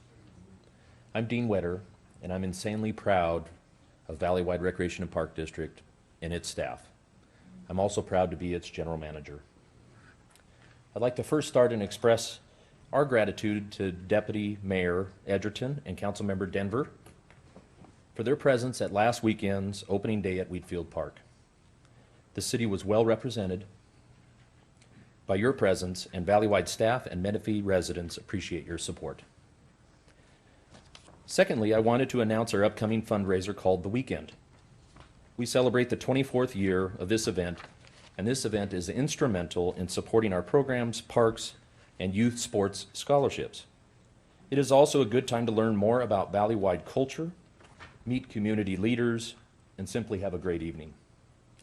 And that flyer is with your package. With respect to the recreation, parks, and landscape facilities on the west side of the 215 freeway, we understand how difficult and financially straining transitions can be, and it is a huge endeavor requiring the commitment of additional resources. As community partners, we feel it is our duty and the honorable thing to do to provide you with our knowledge and assistance for not only a transition without a gap in service, but rather an improvement of services with cost savings to the residents and the city of Menifee. Working with your new Community Services Director, Robert Lennox, Valleywide is ready to make a commitment to the city of Menifee to aid in this fast approaching transition. We feel that this will be a learning partnership in which the city would significantly benefit from our economies of scale and provide the higher level of quality recreation programs, parks, and streetscapes that the east side of the freeway has been enjoying for the past 25 years. I am extremely confident that our proven track record of delivering top-notch service at a low cost will result in a cost savings to the residents in your agency without any duplication of service. We see this as the most important opportunity to set the standard in providing quality recreation by working together and establishing a new idea of how agencies should work together in the best interests of the creating community, and we do that together. Valleywide heard the city of Menifee's desire to explore this option. We have assembled an internal team, and we are in the finishing stages of a recommended plan to ensure the city of Menifee's success in this transition. We respectfully suggest that we start our partnership now so that our shared vision is seamless come July 1st. I would like to take this final moment to offer and invite each of you on a personalized tour of our facilities and programs. We understand that this is an incredibly important community decision, and we would like you to have as much knowledge as possible.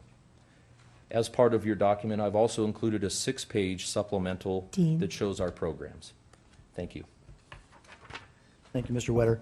In the future, when you come, if you have documents, give them to the clerk early so that she can give them to us in advance before you speak. Save you a little bit of time.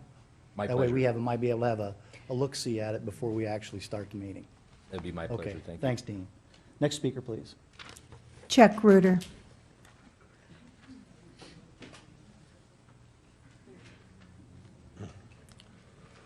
Honorable Mayor, Honorable City Council, staff, and fellow citizens, I'm going to comment on what happened at the last meeting when some people were discussing our mayor's campaign financing. I think it's a shame that people are being held to different standards because I have run for office, and one thing I know, you need money. Without money, you can't have a campaign. On the other hand, recently, the Menifee School District had 3 uncontested. Melendez is not going to have someone campaigning against her. I call my family members all over the country. People are not running for public office anymore. All over, not just here. So, but that thing at the last meeting reminded me of all of this. But most of all, I was looking for a candidate a few years back, and I came across this candidate who lived in Canyon Lake. Had everything you can ask for. Stunning looks, lots of money, great speaker, great education. Can you run for office? I forgot whether it was state or federal. And she said to me, Chuck, I'm flattered, but I'm not going to drag my family through the mud. All the bullshit that you see coming at you. That's what it is, mud. If they can't find anything about you, they're going to throw mud at you. A prime example of that is the recent campaign here where Darcy Kinsey and Susan Christensen were portrayed in some kind of an ad that was despicable. Absolutely despicable. You'd be ashamed of yourselves. You know who did it. Thank you. Thank you, Chuck. Next speaker, please. Ron Sullivan.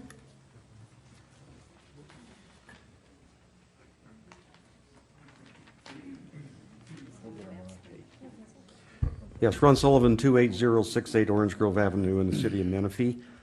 Last meeting, there was a gentleman in the crowd that stood up and says, you know, why can't we have a Bear Creek here in the city of Menifee? And I know the deputy mayor said, you know, all I need is give me a city council and I'll get one here. But I saw almost everybody here say, I'd love to have a Bear Creek here. And my guess is in the last 5 years that this city has been a city, that every one of those city council people would have welcomed a Bear Creek here. So my challenge to the deputy mayor is, let's have an application here in the next 3 months, because you've got 5 people that will probably vote for it. So the other I wanted to say, I know there's been a lot of bad things said on this council about developers and about builders. And I want to remind everybody that when you say that you degrade this whole city when you say that. Because this city has been built by developers and builders. We can go back early on. The city of the community of Sun City was developed by a developer called Del Webb. Del Webb still puts in fantastic communities today. You would not have Menifee Lakes over here if it wasn't for John D. Lusk and Associates. And that was one of the bedrocks of this whole city when it was done in 1988. I happened to have been on the planning commission for the county when we did that. And for the most part, the people in Sun City welcomed it because they knew there was going to be other amenities that come in with that community. You have Heritage Lakes, which is basically a $400,000 and $500,000 home facility. Not bad for the city of Menifee. And then you have the lakes over by Menifee and Domnegoni Parkway. And you have Audie Murphy Ranch. You know what? Each one of these facilities, each one of these communities average about 2.3 to 2.4 dwelling units per acre. They have high densities in that, but think of all the amenities that it brings. So to just continually bash development and bash builders, you just look around to see what it has brought you. It has brought you this shopping center over here that was done by the county. Most all of the development in this city of Menifee was done by the county. So I hope that when you continually say that you don't like builders and you don't like developers, I hope you step back for a second and think that you're trashing your own community. Thank you. Mr. August. Mr. Sullivan, could I ask you a question, please? I'm not sure what hat you're wearing tonight, whether it's the Director of Eastern Municipal Water District or a developer, but I've noticed you stood up 3 times or several times in the last few minutes. I'm sure you can come up with an example, but could you give me an example where somebody on this city council attacked a developer or said anything about any attacks against a developer or development in this city? Can you give me an example? Sure. It was done last meeting on Audie Murphy Ranch. And how was that done? What was the example? The density's too high, and we don't need that kind of crap around this town. We do not need 5,000 square foot lots. We do not need this. And you guys just stood up there and said, we don't want any more of that stuff. And we have communities, whether it's Menifee Lakes, whether it's the city of Sun City, whether it is the Oasis, they all have those lots. And you're saying that that's a lousy community. I beg your pardon. That is the example. Well, I actually think, and just my last comment was, I think you used a pretty poor example on that. What I was, and I don't remember anybody using the CRAP word, but let me tell you something.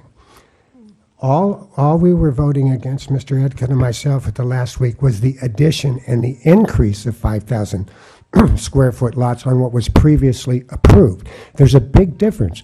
We agree there should be 5,000 square foot lots.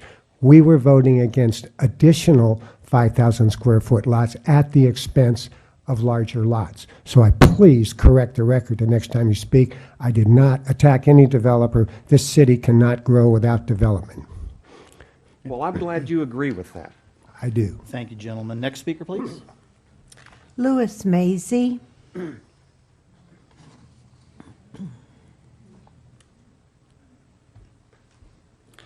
I reside at 25597 Kayla Court, Menifee, 92586. Honorable Mayor Mann and City Council. On Monday, March 17th, an owner of buildings at the shopping center located at Bradley and Cherry Hills called a towing company to tow at least 4 vehicles owned by commuters taking buses to other cities throughout Southern California. One commuter told me that she had to pay $385 to get her car out of storage. This amount of money paid is a travesty and should not have happened.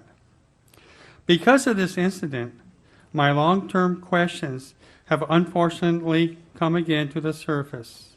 One question is whether the city of Menifee fully complies with provisions of the air quality regulations, particularly mitigation measures regarding trip reduction. Is the city of Menifee fully complying with trip reduction regulations as enforced by the South Coast Air Quality Management District? This question brings up another. Does the city of Menifee has and enforces a trip reduction ordinance? Under regulations as enforced by the South Coast Air Quality District, has the city monitored local trip reduction compliance plans in the case of employers that employ 100 or more workers? Would a trip reduction plan be applied and monitored to existing shopping centers that retail outlets in these shopping centers collectively employ more than 100 employees? Has the city of Menifee required trip reduction compliance of the shopping center in question where the vehicles were parked?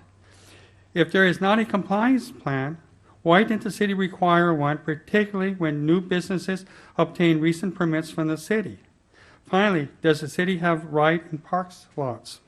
Incidentally, I raised at the General Plan Advisory Committee meeting in 2010 the concern of a lack of a transit center in the urban core of the city of Menifee, including the Sun City section of this city.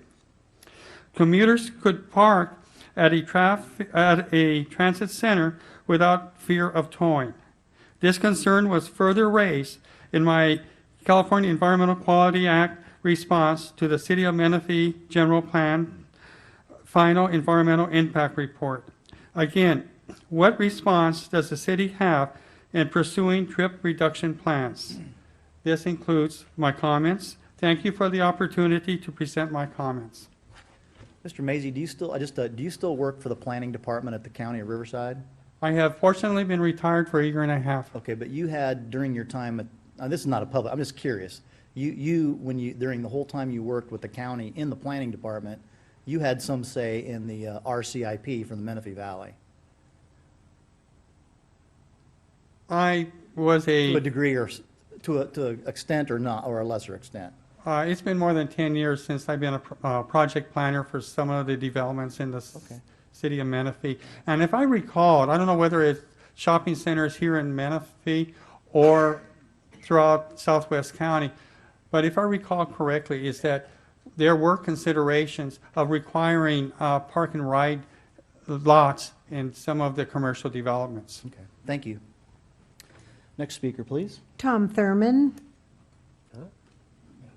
Not pho. Thurman, Thurman. Yes, it is with a T. I'm Tom Thurman. I live in the city of, or in Sun City, community of Menifee. You have an article in front of you, I believe, by Kelly Richardson from the press. And it was in there today. He's an attorney specializing in HOA law that brings attention to caregiver issues that we have in Menifee. It appears that I may have been the author of one of the letters to Kelly. That was actually my wife, but we do agree on this subject. I know there's been some discussion at City Hall concerning caregivers in our community, senior communities. Also know there's an underage issue that the city probably cannot address. However, in the age-restricted communities, the two are tied together. I believe the city should and could help in some way. I don't have any agenda to complete this task. That is better left to those sharper minds than I. Perhaps a caregiver licensing with background checking requirement, maybe an education program for seniors and their families about how to find and choose a caregiver, perhaps a publicity program to educate the general public concerning senior abuse and to keep watch on their senior neighbors. Maybe some education for the physicians who state that a person's in need of a caregiver when that may not be the case. HOAs have not been able to address this issue completely themselves. Anything the city can do will be most welcome by HOAs. Senior abuse is happening in our communities, and unfortunately, it often a member of the family doing it, making it harder to address. Thank you. Mr. August? I don't get this mixed up. Anyway, Tom, thank you for bringing that to the city's attention, and I would ask that article be put in the public record for the city. This has been a burning issue on your plate and Pat's plate and several other people in the city of Menifee. We haven't got much traction on it. We haven't got much movement on it, but if we keep talking about it, someday possibly we can make get some momentum going on it. You were aware that Melissa Melendez here, and we did talk about it. We did get a response from their counsel up there, if I'm not mistaken, Mr. Mann. It wasn't satisfactory, but at least they know we're still aware of it. We still perceive it as a problem, and we're probably not going to quit until we get some answers.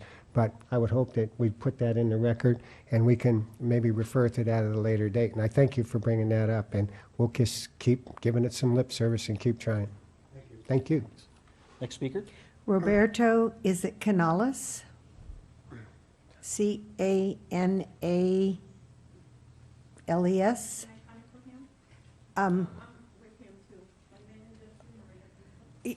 You can speak for yourself or him, but one of you can speak. Give it a try here. Sure, of course.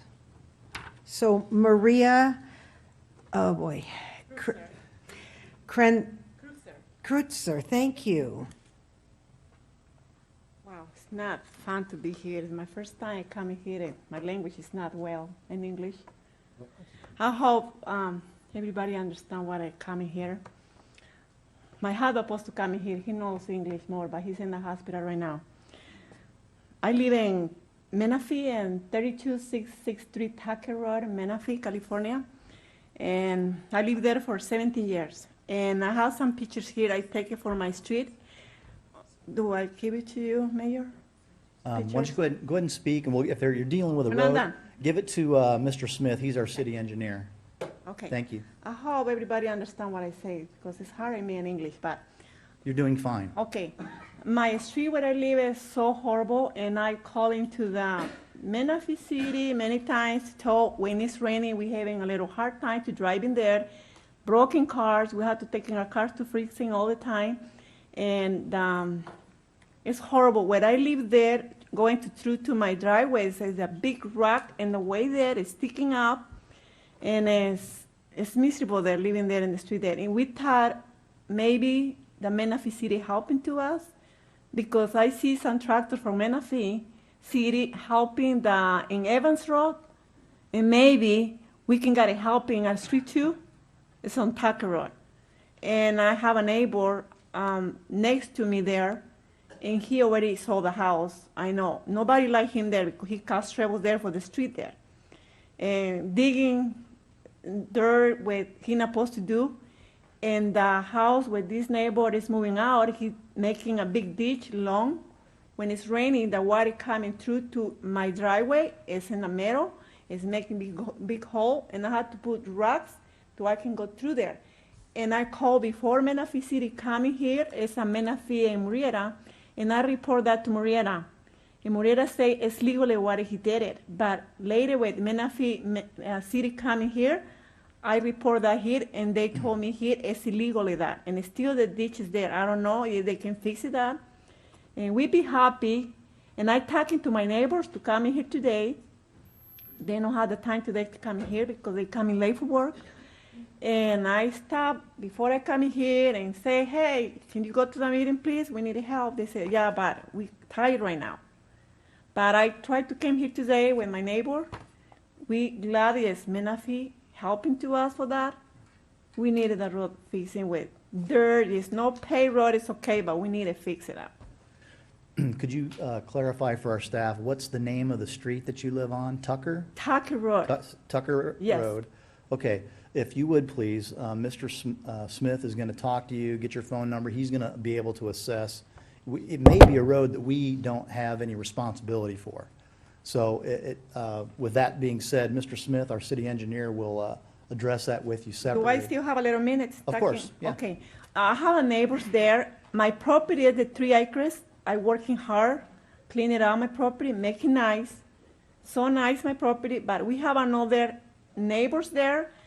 I don't know why they not clean it up the property. They have dead trees and they not clean it up. And looks for our neighborhood is terrible. I don't know why, but I talked to them to come into the meeting. They say, we don't have nothing to do with the Menifee City because they know she's there. We don't want they coming here. And I thought maybe they hiding something there. I don't know. I don't want to judge them, but something going.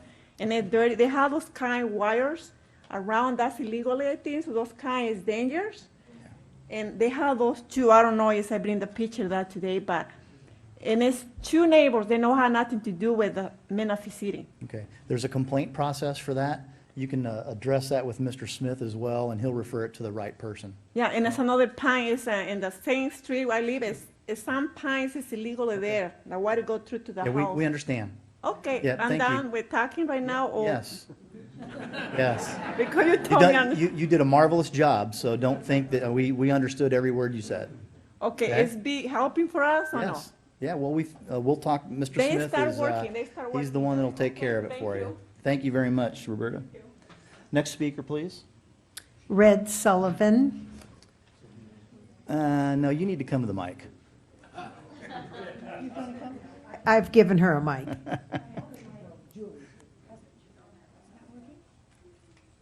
Just kidding.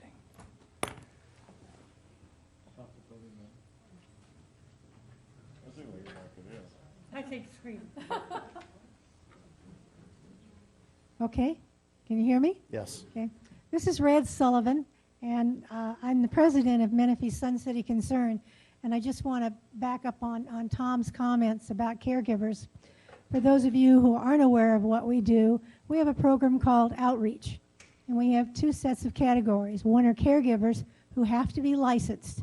They're either licensed LVNs, licensed RNs, or they have a certified nursing assistants. We have another group who are non-medical called companions.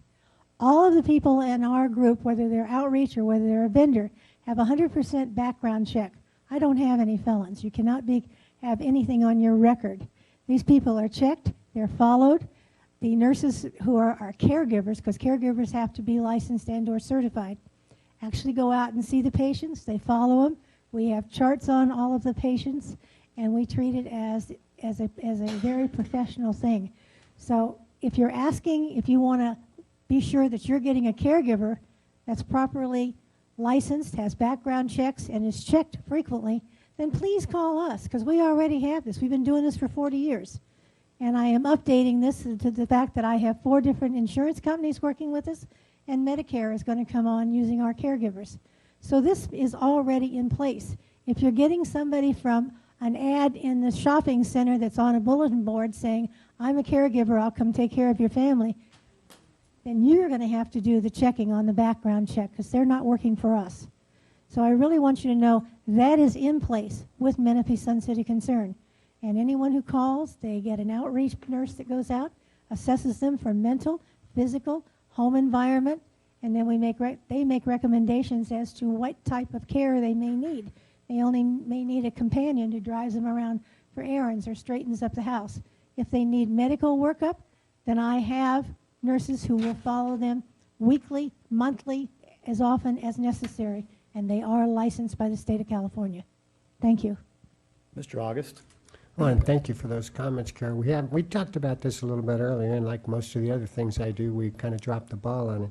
I certainly appreciate, and I think Tom and Pat would agree, that the type of caregiver that you're talking about is really not the type of individual or the situation that we're really talking about. And again, I wish everybody had the means and the wherewithal in the core area to take advantage of licensed caregivers, in-home caregivers. We're talking about people that are just walking off the street. Well, let me finish. And then going down and getting a doctor's slip saying this person can live in that person's house to provide assistance. So I think that's the situation we're talking about.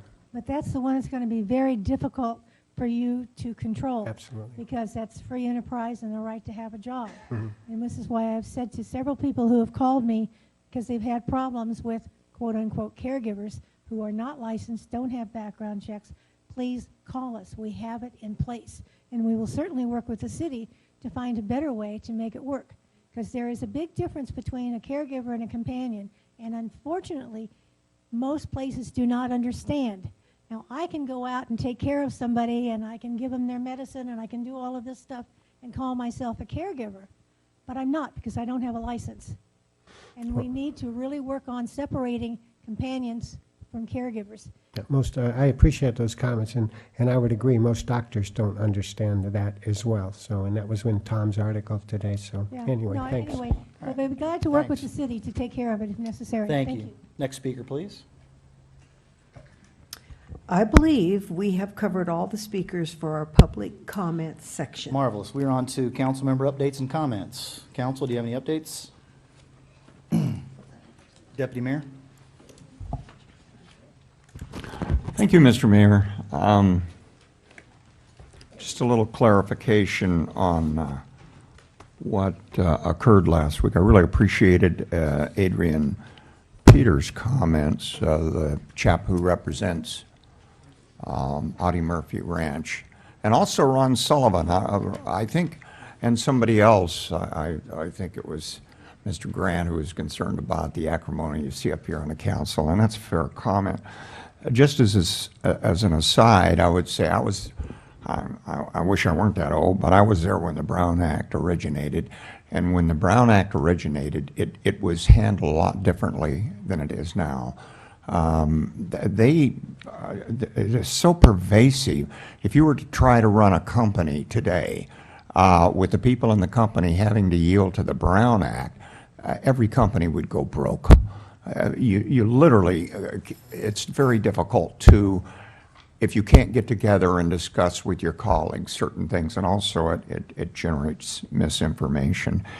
But Ron Sullivan, I just want to point out, I'm certainly not anti-developer. On the contrary, for all of the reasons you stated and more, I'm very pro-development. And I would remind you, 20 years ago when I retired, I came out here and you had a candidate, and I walked for her along with Dan Stevenson, who was the head of Rancon, and bless his heart, he did a lot for Temecula. The last council meeting, the only point we were trying to make is that we wanted more development that would attract higher-end buyers. That was just that was our point.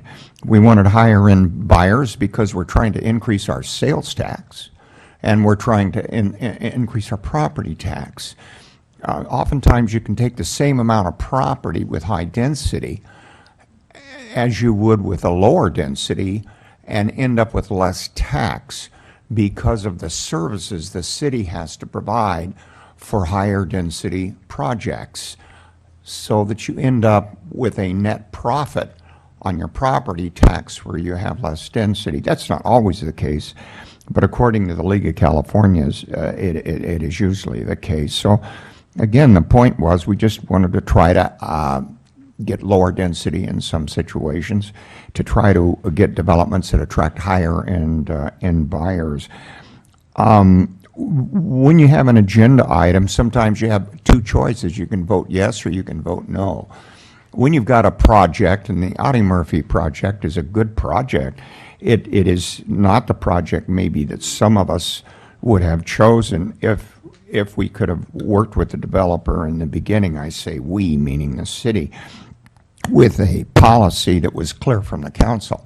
But our council has not generated a clear-cut policy, either to the staff or to developers, and that makes it very difficult for both the staff and the developers. And I'm not knocking our council. It is very, very tough to do that. Adrian Peters came up to the mic. I know his attorney, Sam, met with us. We sat down. They said, what do you want? What are you after? And we just simply gave a broad view of what we hope to gain. Now, bear in mind, they already had what's called a tentative track map. So they have a right to walk in and present their project, and you can't stop them at a certain point. But they were asking for an amendment, and we had hoped, since they were asking for an amendment, we could make some changes.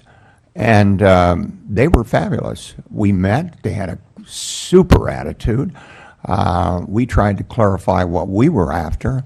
And so once we got to that point, the next step was turn it over to the staff. And Charles, Rob Johnson, our staff got to work on it. They've got the same project. I think if you talk to the developer, he'll tell you he feels he even has a better project. And we feel it's a better project.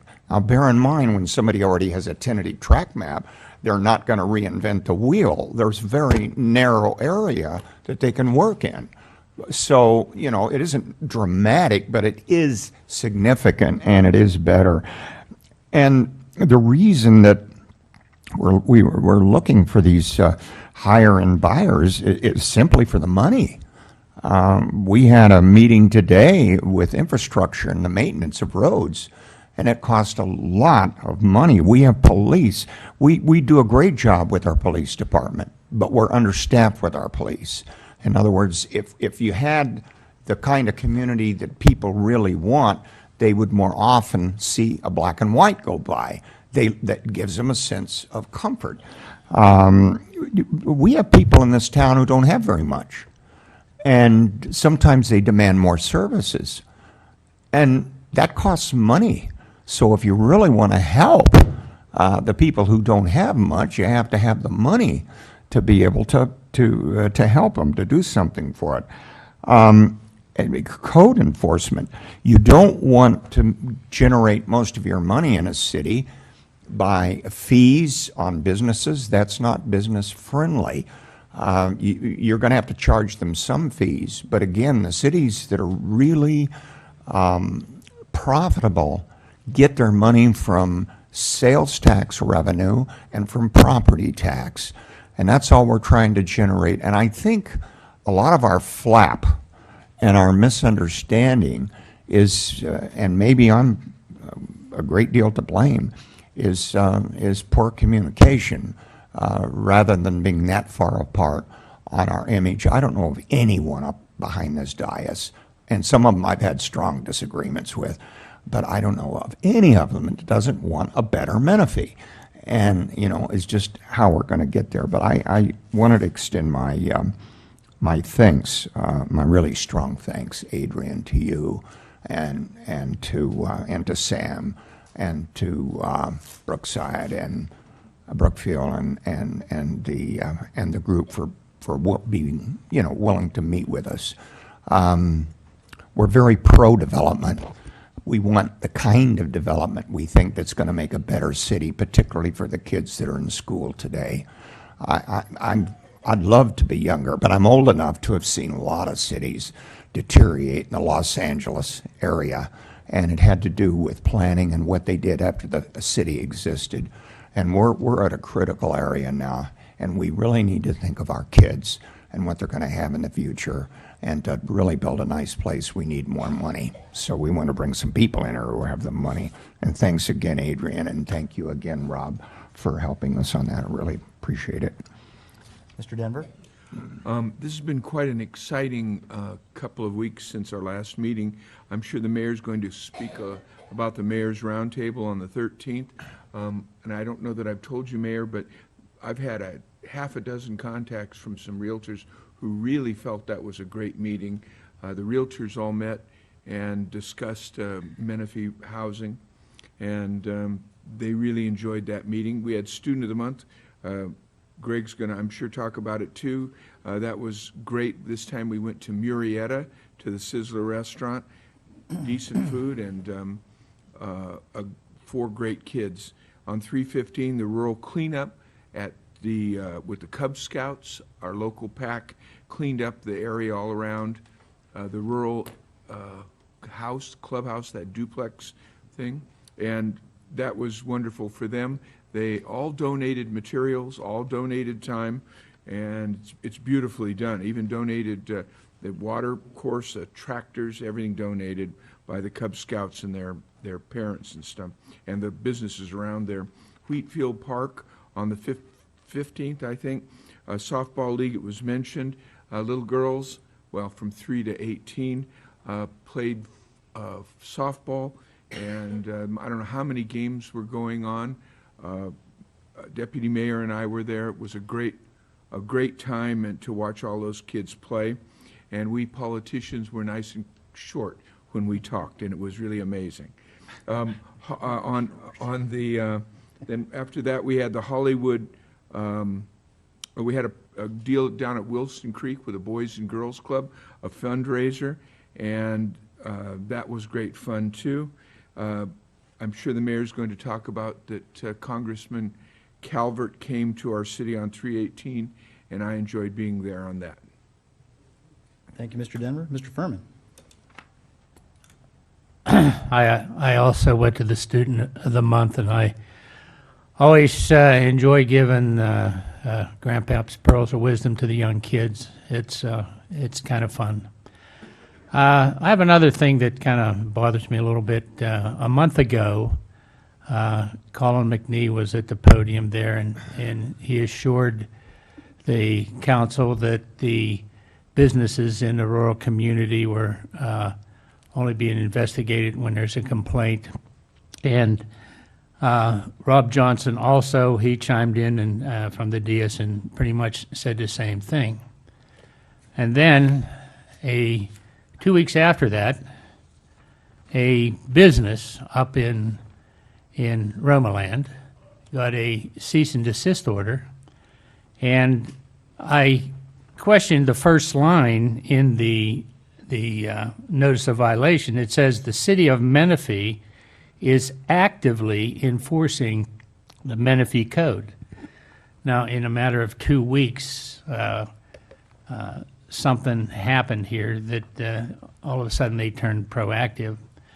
So what we have here, we have a 70-year-old man that had a business for 20 years repairing golf carts, is out of business, and 5 people have lost their jobs, and they must be out of business by the end of this month. And that bothers me that this city here, this council, isn't acting fast enough to help the businesses that have been in this city before incorporation. We got to sit down at the table and get this done. Thank you. Thank you. Other comments? I wanted to thank Deputy Mayor Edgerton for his comments because, you know, the couple of the speakers that came to the podium tonight, you know, we own our comments and we own our own behavior with one another from the last council meeting. It's my fond hope that that we don't ever engage in that type of vitriol between each other up on this dais again, because we do have some philosophical differences, but they're not that far apart. And the deputy mayor is absolutely right. We all of us behind this dais up here want to see good quality development. And I want to share something. I don't see many potential developers or builders in the audience, but some people who have shared some thoughts with me subsequent to last meeting asked me what's going on, and I said, well, you know, we had a hiccup in a process, and that's what it was. I agree with the deputy mayor that communication could have and should have been better to socialize, I think, us in advance of the specific plan amendment coming before us. And I would hope that when meetings get asked for, that we actually go to them so that we understand what's going on. And so one of the things that I shared, and I wanted to share this with my colleagues because I believe this very deeply, you know, we inherited projects. We inherited fully entitled projects. We inherited tentative track maps that were approved. But when a applicant comes before the city and files for a specific plan amendment or a general plan amendment of that previously approved project from the county, one that may have, during the recession, been flipped, not once but twice, but may be on their third owner. Now, that wasn't the case with Audie Murphy, so don't misunderstand. That wasn't the case. But there are other projects that are going to come before us that have been bought and sold, bought and sold, bought and sold, and the new owner wants to present a better project to us. So I've shared with those who have inquired about me since the last meeting, is this going to continue to happen? And I said, no, it's not going to continue to happen if you do your homework and you have a meeting with staff, you socialize with us in advance to get an idea of what it is that we're looking for. And I pointed to the general plan that we adopted back in December as our general policy guidance. So the word is, on the street, is if you're going to present us with a specific plan or a general plan amendment of a previously entitled project, it's going to get scrutinized by all of us. It's going to be scrutinized by staff. It's going to be scrutinized by the Planning Commission. It's going to be scrutinized by the council. And that is our duty up here to do that very thing. And I don't think anybody would argue with that whatsoever. On a couple comments that Mr. Denver made, we did have a really successful mayor's business roundtable with the real estate community. It was the highest attended event.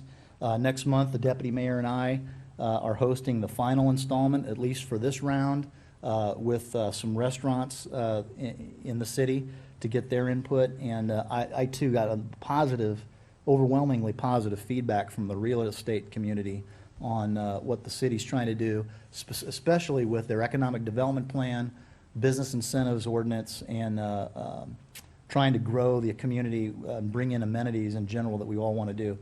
Congressman Ken Calvert, we did host him here. It was his annual meeting to his cities in his district, and all we did was reiterated the city's priorities in terms of how we saw them from a federal funding standpoint, which are Quail Valley Sewers, and I'm sorry that Earl the McGee's left, but Quail Valley Sewers, Director Sullivan's back there. He knows that's on the top of his list for EMWD.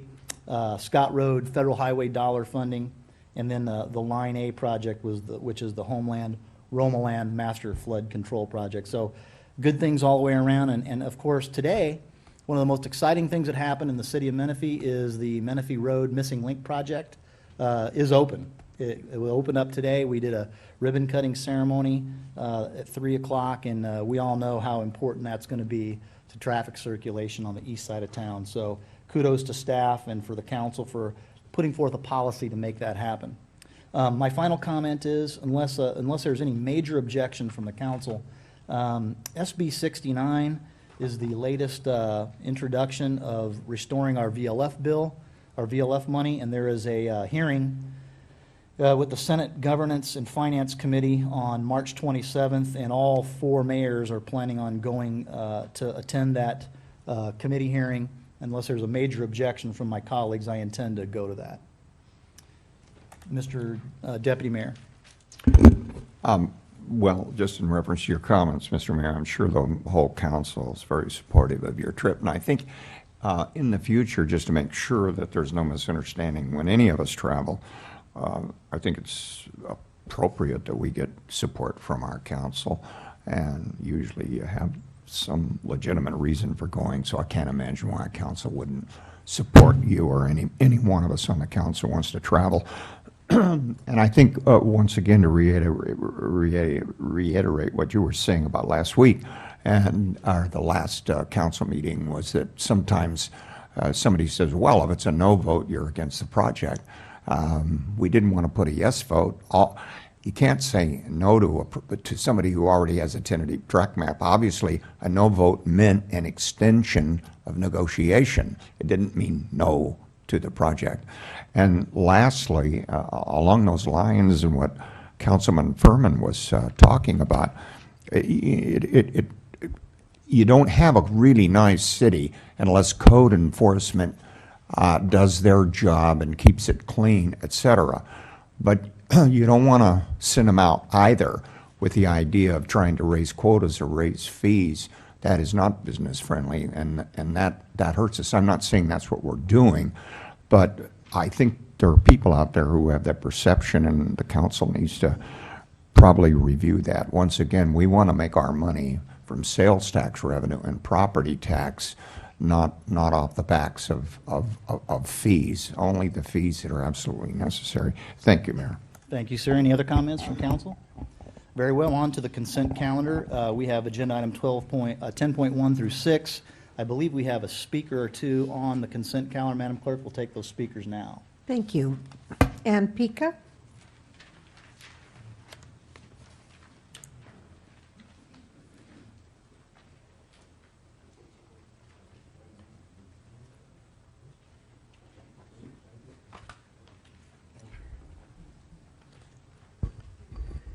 After reviewing the resolution number 14-360, authorizing the destruction of certain city records in accordance with the provisions of the record retention schedule, I noticed that this resolution, section 3, would give the authority to the city manager, city attorney, and city clerk to create updates and amendments to the records retention schedule to any document without further action by the City Council of the City of Menifee. I think that is very dangerous to give that power to a few staff members. How do you think the corruption in the city of Bell went on so long because documents were destroyed? It would be a wise city council that took this off the consent calendar and removed section 3 of this resolution. Staff nor the city attorney should be making decisions, updates, or amendments on record retention that would have a profound effect on the citizens of the city of Menifee. That is why we elected a city council and a mayor. So I'm simply asking you to do your job. Any records that the city manager, city clerk, or city attorney may want to update or make amendments that do not follow the guidelines of Government Code Section 34090 and various other state and federal laws that provide certain retention rules on the government documents must go before the city council. To ensure that there is no hidden agenda behind staff controlling and amending the records retention of government documents, Section 3 should be stricken from the resolution number 14-360. Thank you. Thank you. Next speaker. Grant Yoders?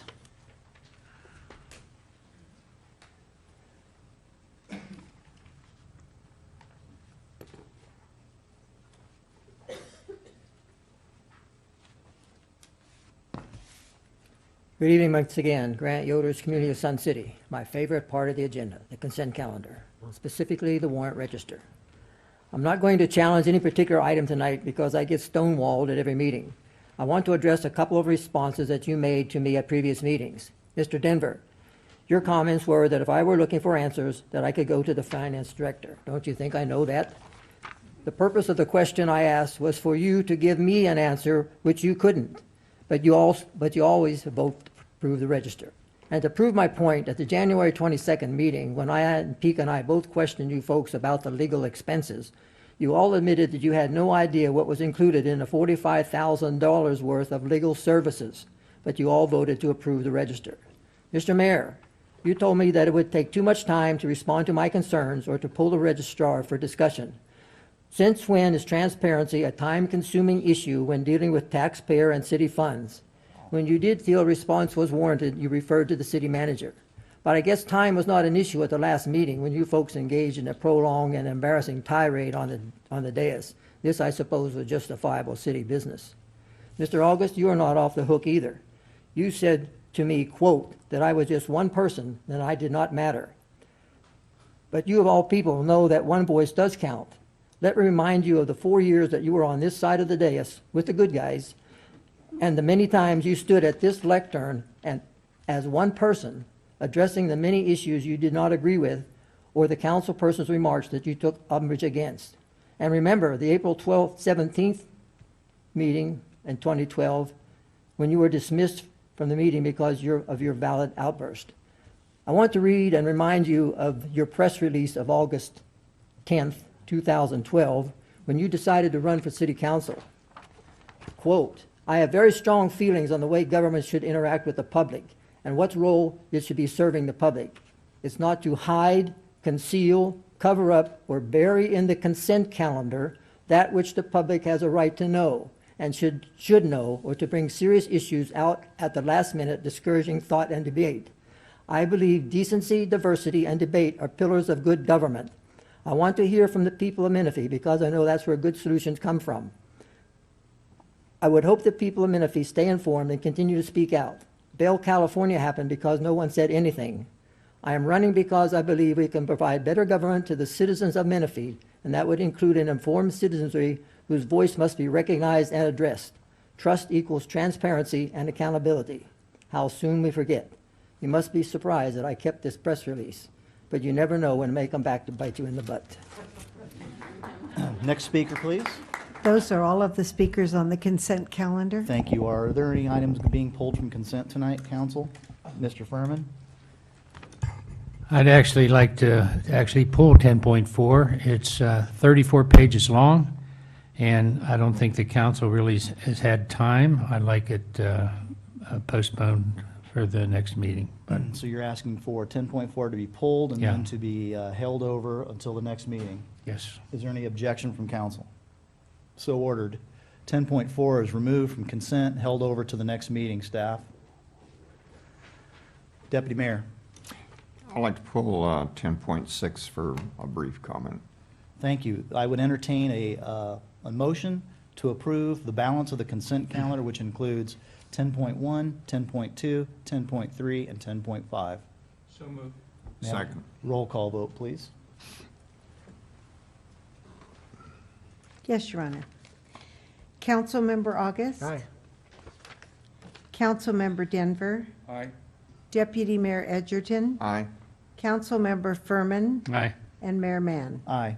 Agenda item 10.6, Mr. Edgerton. Thank you, Mr. Mayor. Just a reminder that I think most of the council would agree, and this may not be the best example, this may not even be a good example at all, but it gives me an opportunity to remind us, whenever and wherever we can have a bid process or an explanation of why we don't go to bid, I think it would really be helpful. And it's something that I think lends itself to more transparency as a perception from the public by them realizing that every time that we let a contract, that other people were given an opportunity. Thanks. And I'll so move 10.6. Thank you. Second. Thank you. Roll call vote, please. Councilmember Denver. Aye. Deputy Mayor Edgerton. Aye. Aye. Councilmember Furman. Aye. Councilmember August. Aye. And Mayor Mann. Aye. Thank you. On to agenda item 11.1, public hearing regarding the appeal received from February 2014 from Thomas Furman requesting a fee modification to a planning application. Mr. Furman? I am going to excuse myself from the dais, and I'm going to be part of the audience, but I would be available to answer questions and make comments. Thank you, Mr. Furman. Now, at this juncture, we have a very specific process here. We have a court reporter with us this evening to record matters associated with this agenda item. But at this point, we need some staff discussion and guidance from the city attorney. If you would please, Ms. Biggs, introduce this item for us. Certainly. As noted in the agenda title, this is a fee appeal challenging fees that were imposed pursuant to the municipal code for review of a conditional use permit that was filed by Mr. Furman in 2009.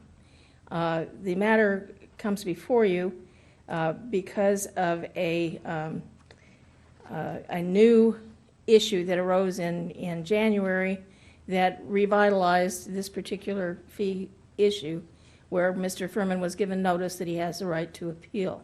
So he has appealed the fee that was imposed in 2009. Without going into the substance of that appeal, there has been a request by both Mr. Furman and by special counsel for the city staff, the planning department, Mr. Rosenblatt, that the council recuse itself in its entirety from consideration of this matter, and instead of hearing it as a hearing body, that you appoint through the city manager a hearing officer to hear this.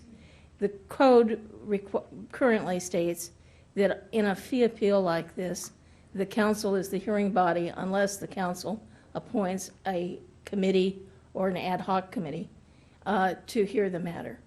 But both sides have questioned the impartiality of the members of the council and have then therefore asked that you recuse yourself, that you delegate the authority to hear this to a hearing officer, and that be set up so that the city manager within 45 days will make a determination as to who the hearing officer will be, and a hearing will be held within 60 days of that appointment.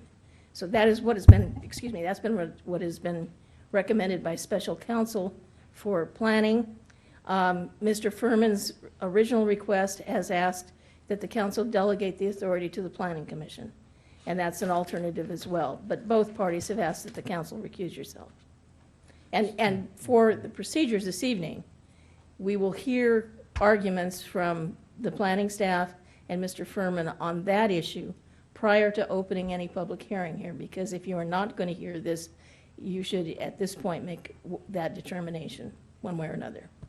Before we take statements from both sides, I've read the staff report, and I'm sure that the rest of the council members have as well. Is it your advice that we still take a comment from Mr. Furman and Mr. Furman's representative and the planning department before we deliberate on that question?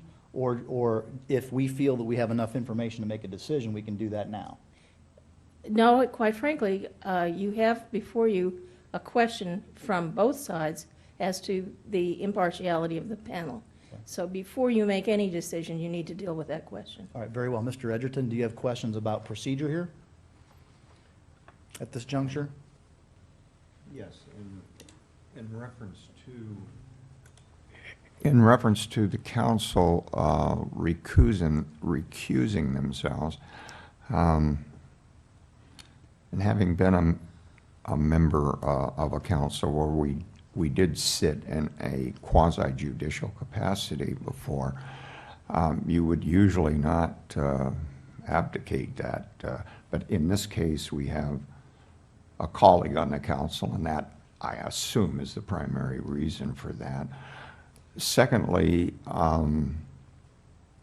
it would be my understanding, or if we're going to delegate this to somebody else, how do we know that both the applicant or the plaintiff and, I don't know, the prosecution, however you want to word it, the appellant and respondent are in agreement that this is also an unbiased body before we make that decision? They will be making the determination in working with the city manager. In other words, the parties will decide. They will have, I presume, several individuals to choose from with their background. They will eliminate the ones that they don't like and end up with a middle person that is acceptable to both sides. So it would be kind of analogous, let us say, in a court of law where the defendant might have an opportunity to dismiss this juror or that juror until they felt they had a body. Very similar to that, yes. Fine, thank you. Okay, thank you, Deputy Mayor. Then at this juncture, did you have a question, Mr. August? Okay. Would it be, what order would you like to take comment from appellant or respondent?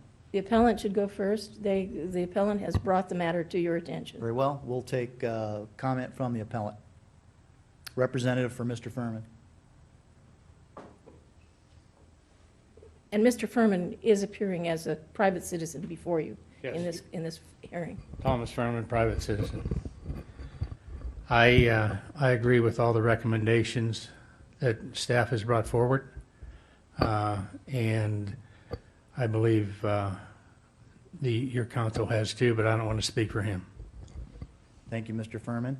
Any questions? Are we allowed to ask questions of the Sure, appellate? sure. Are there any questions from council to Mr. Furman? Very well, we'll take a statement then from special counsel for the respondent. Good evening, Honorable Mayor and Council. My name is Stephen Rosenblatt. I'm representing staff in this matter. We have joined in a request that you recuse yourself with all due respect. We're focusing on what is most precious in an appeal process, the impartiality of the hearing person or body. And given the allegations that Mr. Furman made in his notice of appeal and other statements that occurred on January 22nd, 2014 by a member of this body, it seems that the public's interest, in our view, is best served by going to an independent hearing officer. I would also like to point out that we would prefer that over delegating this matter to the Planning Commission, as those commissioners, however well-intentioned, and I'm sure they discharge their duties honorably, are appointees of the council. And so the best possible approach for resolving this with an impartial individual is to go to someone that's truly independent of the city. So both Mr. Furman and I have joined in that request. Thank you, Mr. Rosenblatt. Are there any questions of council to special counsel? Marianne, if I could suggest just one follow-up question with regard to Mr. Furman as to whether he is now in accord with Mr. Rosenblatt's proposal for the independent individual as opposed to the Planning Commission. Mr. Furman, could you return to the microphone and address that question for us, please? I think to make the comment clear, the independent hearing officer is a tribunal, just to make that perfectly clear. And I think we're in agreement. Okay, so just to make clear, you're in agreement to not use the Planning Commission as an independent body? Yes. Okay, thank you, sir. May I respond to Sure. your remark? Yes, Mr. Rosenblatt. I think what Mr. Furman is indicating that he would like a body of 3 officers appointed. Is that correct, Mr. Furman? Yes. And we don't have an objection to that. I'm just mindful of the fact that the cost of doing so could be very significant to the city.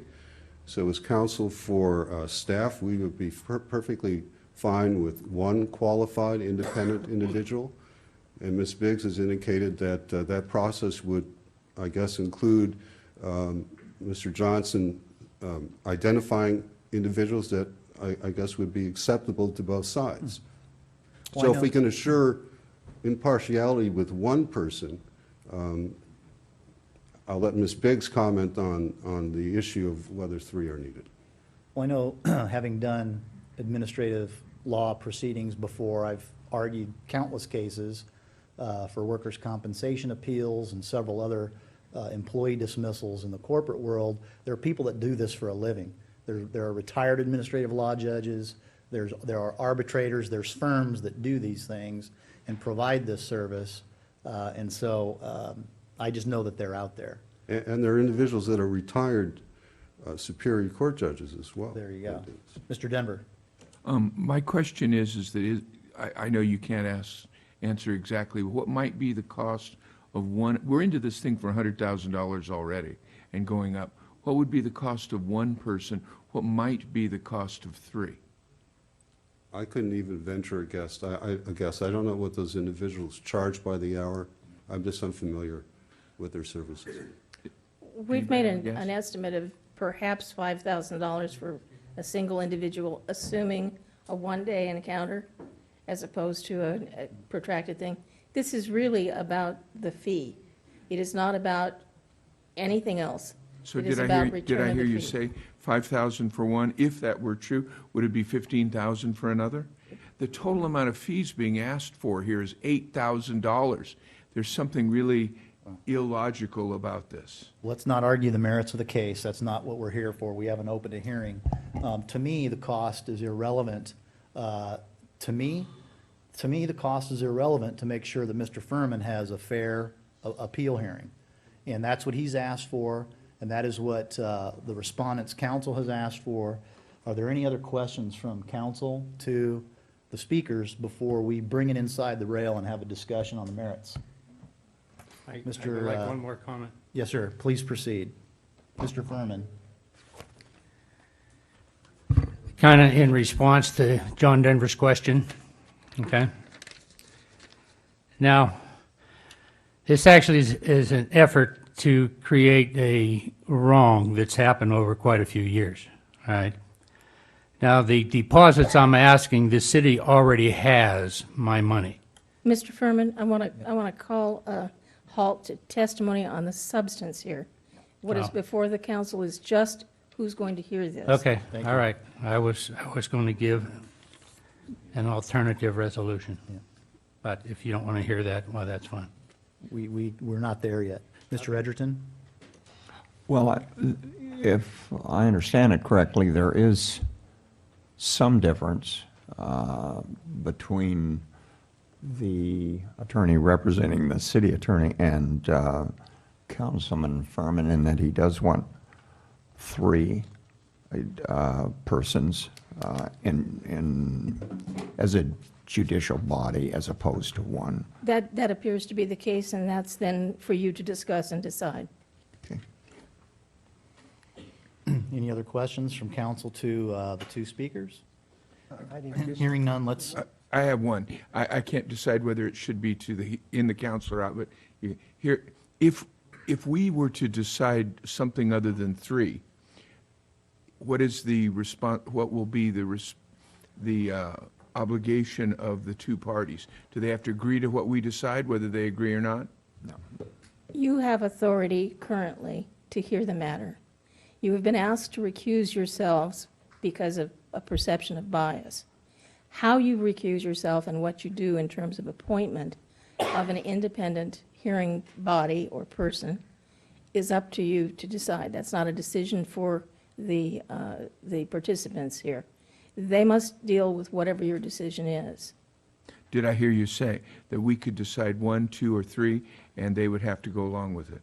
You could decide 1, 2, or 3, or that it should be heard by the council on board. It's up to you. Mr. August?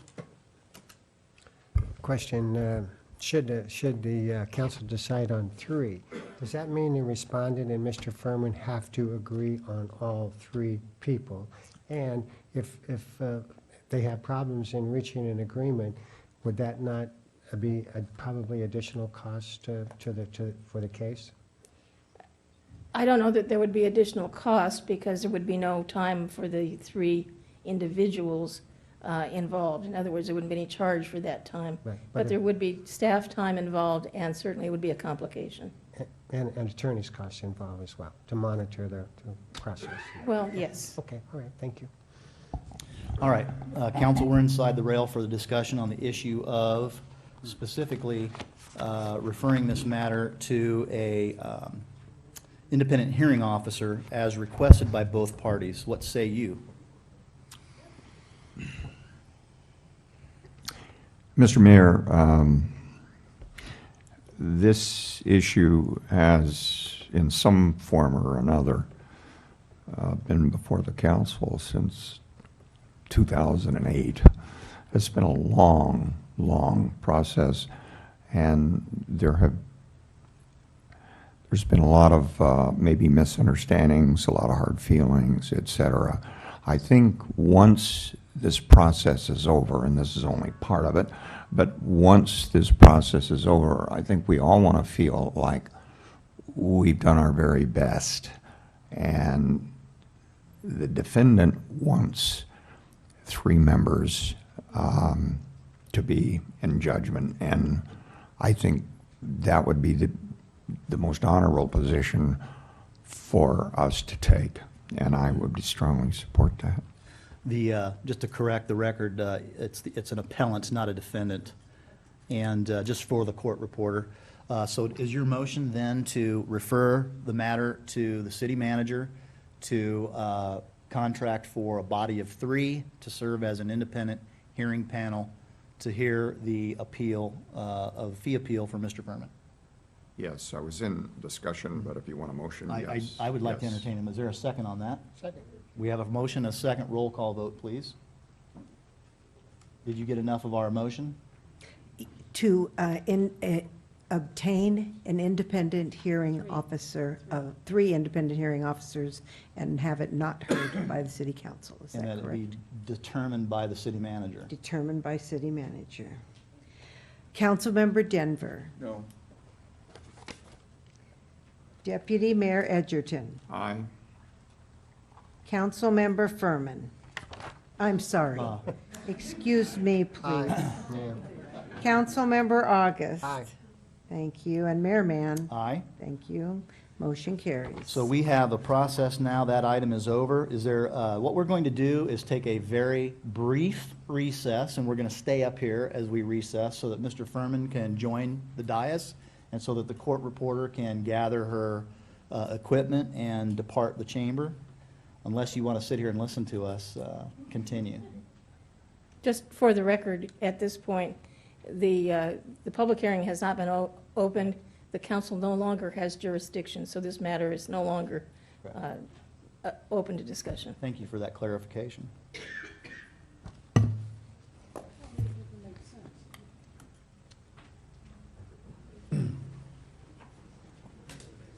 Yep, there's no, How about a break? How about a break? we,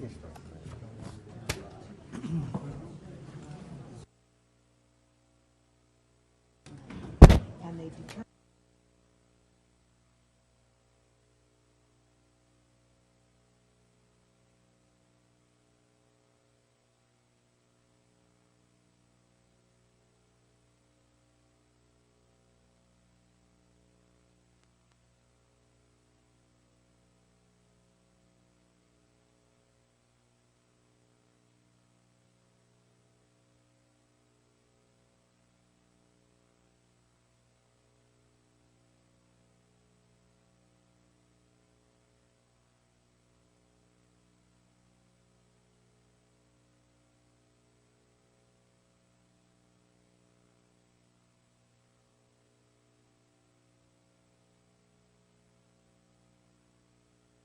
Press this.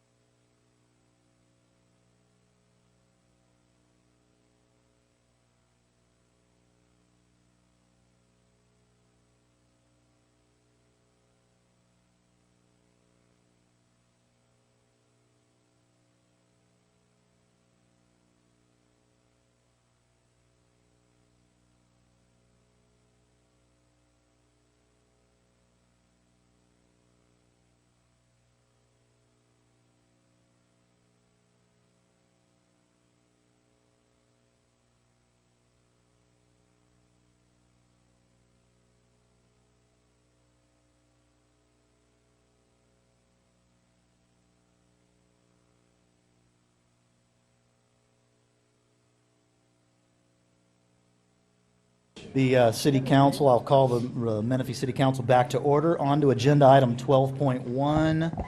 Agenda item 12.1 was agendized by me. It is my staff report, appointment of an ad hoc committee for review of animal sheltering services. This is something that I mentioned in a meeting back in September, also in an email dialogue between myself and the deputy mayor and staff before the new year started. And I want to make sure that we do the right thing, and I honor my previous intent to appoint this committee.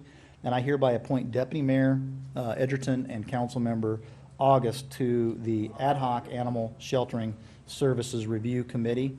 On to agenda item 12.2, discussion and possible authorization for city manager to execute agreement for animal sheltering. Mr. Johnson, do you have a staff report? Yes, Mr. Mayor, members of council, thank you. Terry Willoughby has a brief staff report for you and some history on the item.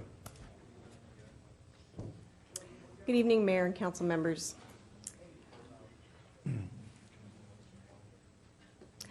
Just some brief history and background on our program. The City of Menifee has contracted with Ramona Humane Society to provide animal sheltering services since July 1st, 2010. Animal control field services, however, were provided by Animal Friends of the Valley under a separate contract during the same time frame. Excuse me, Ms. Willoughby. Madam Clerk? I didn't mean to interrupt. I just wanted you to know there's a public speaker after the Okay, staff. after the staff report. Thank you. Please proceed. Thank you. On March 1st, 2004, we received a letter from Ramona Humane Society wishing to terminate their contract and giving us 30 days notice as called for under their contract. In response to that, and we'd already been researching some options because their contract did expire this June. The staff received two separate proposals for animal sheltering, County of Riverside at their San Jacinto facility, and a proposal from Southwest Communities Financing Authority, which is the Wildemar facility run by Animal Friends of the Valley at this time. There are strengths and weaknesses associated with each proposal, and I'll summarize those as we go through. The cost for the Southwest JPA for the balance of this fiscal year is $85,000, whereas the county is $45,000. How much would it have cost us had Ramona Animal Shelter not severed their relationship with us? Would it have been $45,000, the same price as the county? Not that it matters at No, this juncture. it's in the but- staff report. Let me pull that information up for you. I should have had that.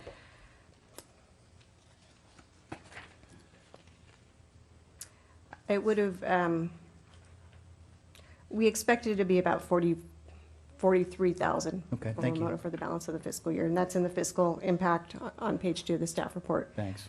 Annual cost going forward, we have a commitment from the JPA for an amount of $341,000, whereas the county is $168,000. There is a difference in distance from, and I used City Hall as a measuring stick. And the JPA is 10.9 miles, whereas the County of Riverside Shelter is 18 miles. It's located in San Jacinto versus Wildemar.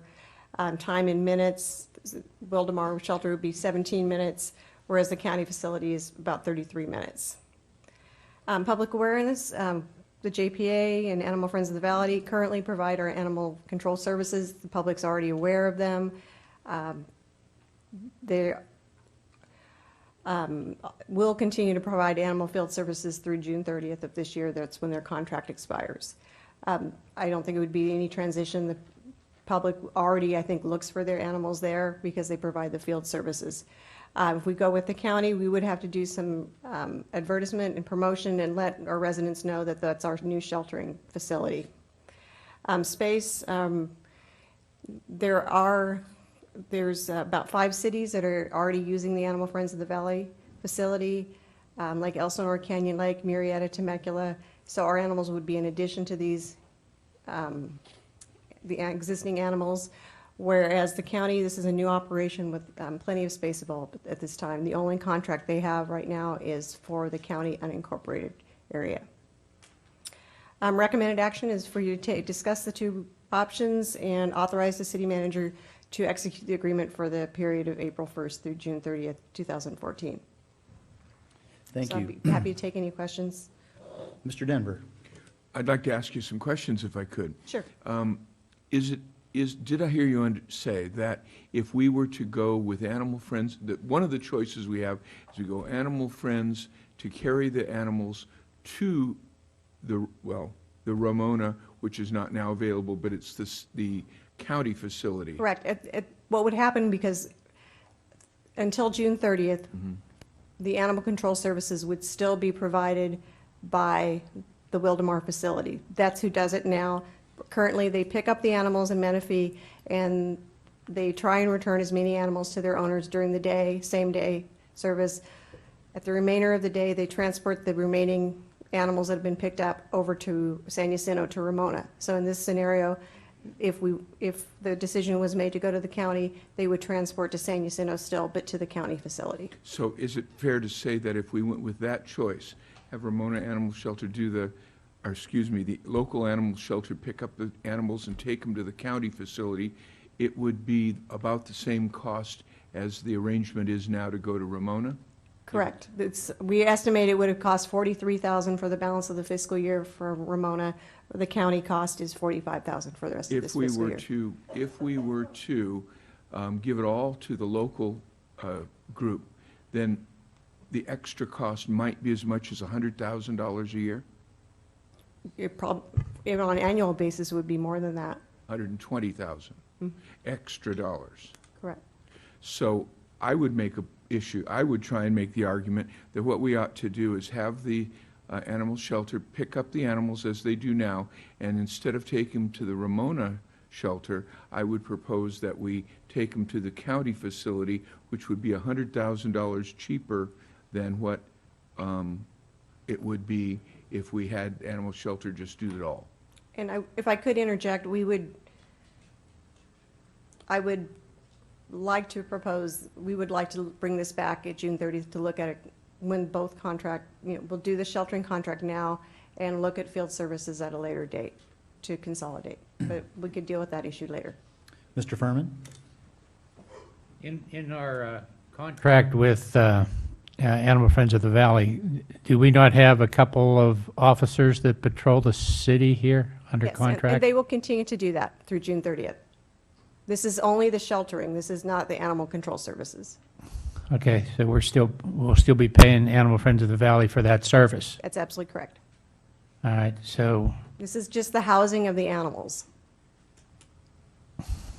okay. Mr. Deputy Mayor Edgerton? Well, again, clarification. Were you expecting a motion tonight? Is that what you're anticipating? Deputy Mayor, that's a very good question. We are under a 30-day quit notice from Ramona Humane Society.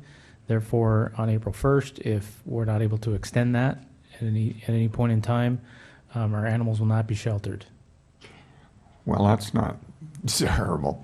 In any event, the decision, we could make a different decision at the end of June. In other words, Correct. we could go That's all what with I'm saying. Animal Friends of the Valley, we could go all with the county, or we could continue to split them if we chose to, That's could we absolutely not? correct. Well, The decision tonight is, and I'm sorry, I was confusing. The decision is only dealing with sheltering between the two. Right.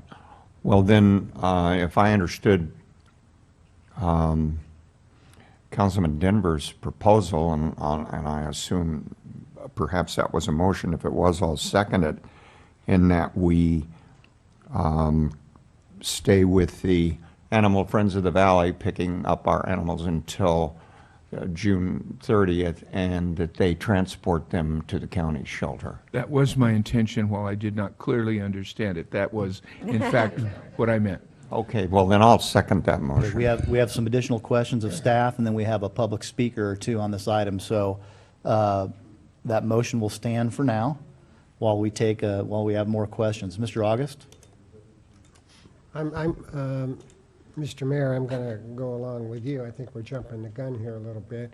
this subject for the people in the community needs a little foundation for people that understand the issue, so we can give assurances that the city council actually is being responsible in this decision and knows what they're doing and looking out for the welfare of the animals, as well as the citizens of Menifee. It's not that simple of an issue, and it needs a little foundation presented to it, and I'm prepared to do that at the appropriate time. Thank you, Mr. August. Are there any additional questions of staff? Thank you very much. We may call you back. Oh, no problem. If we could have a public speaker on this item, please. Yes, Your Honor, Sherry Moore.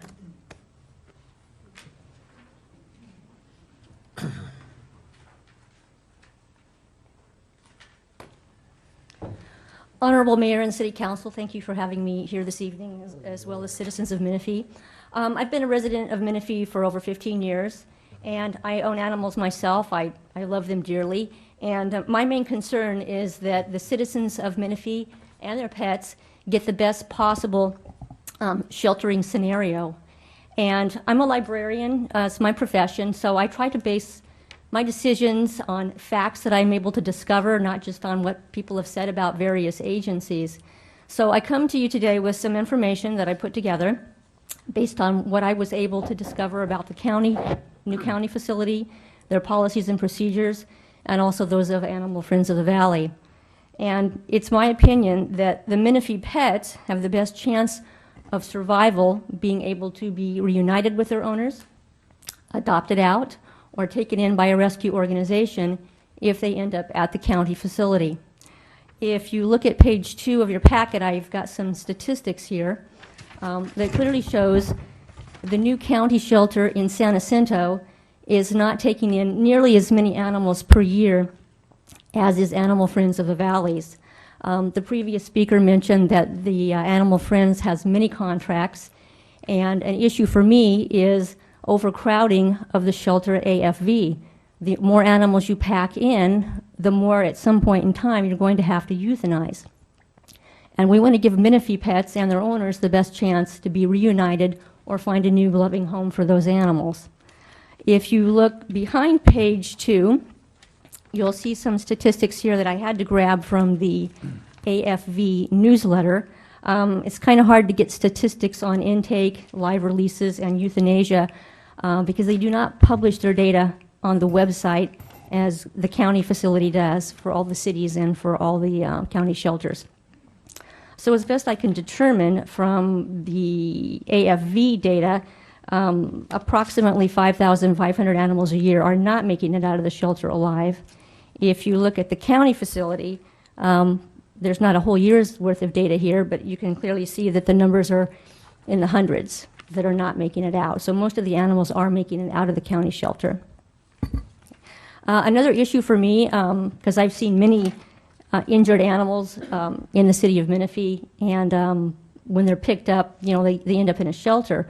A real plus for the county is they have their own veterinary clinic on staff, on site with their own veterinarian.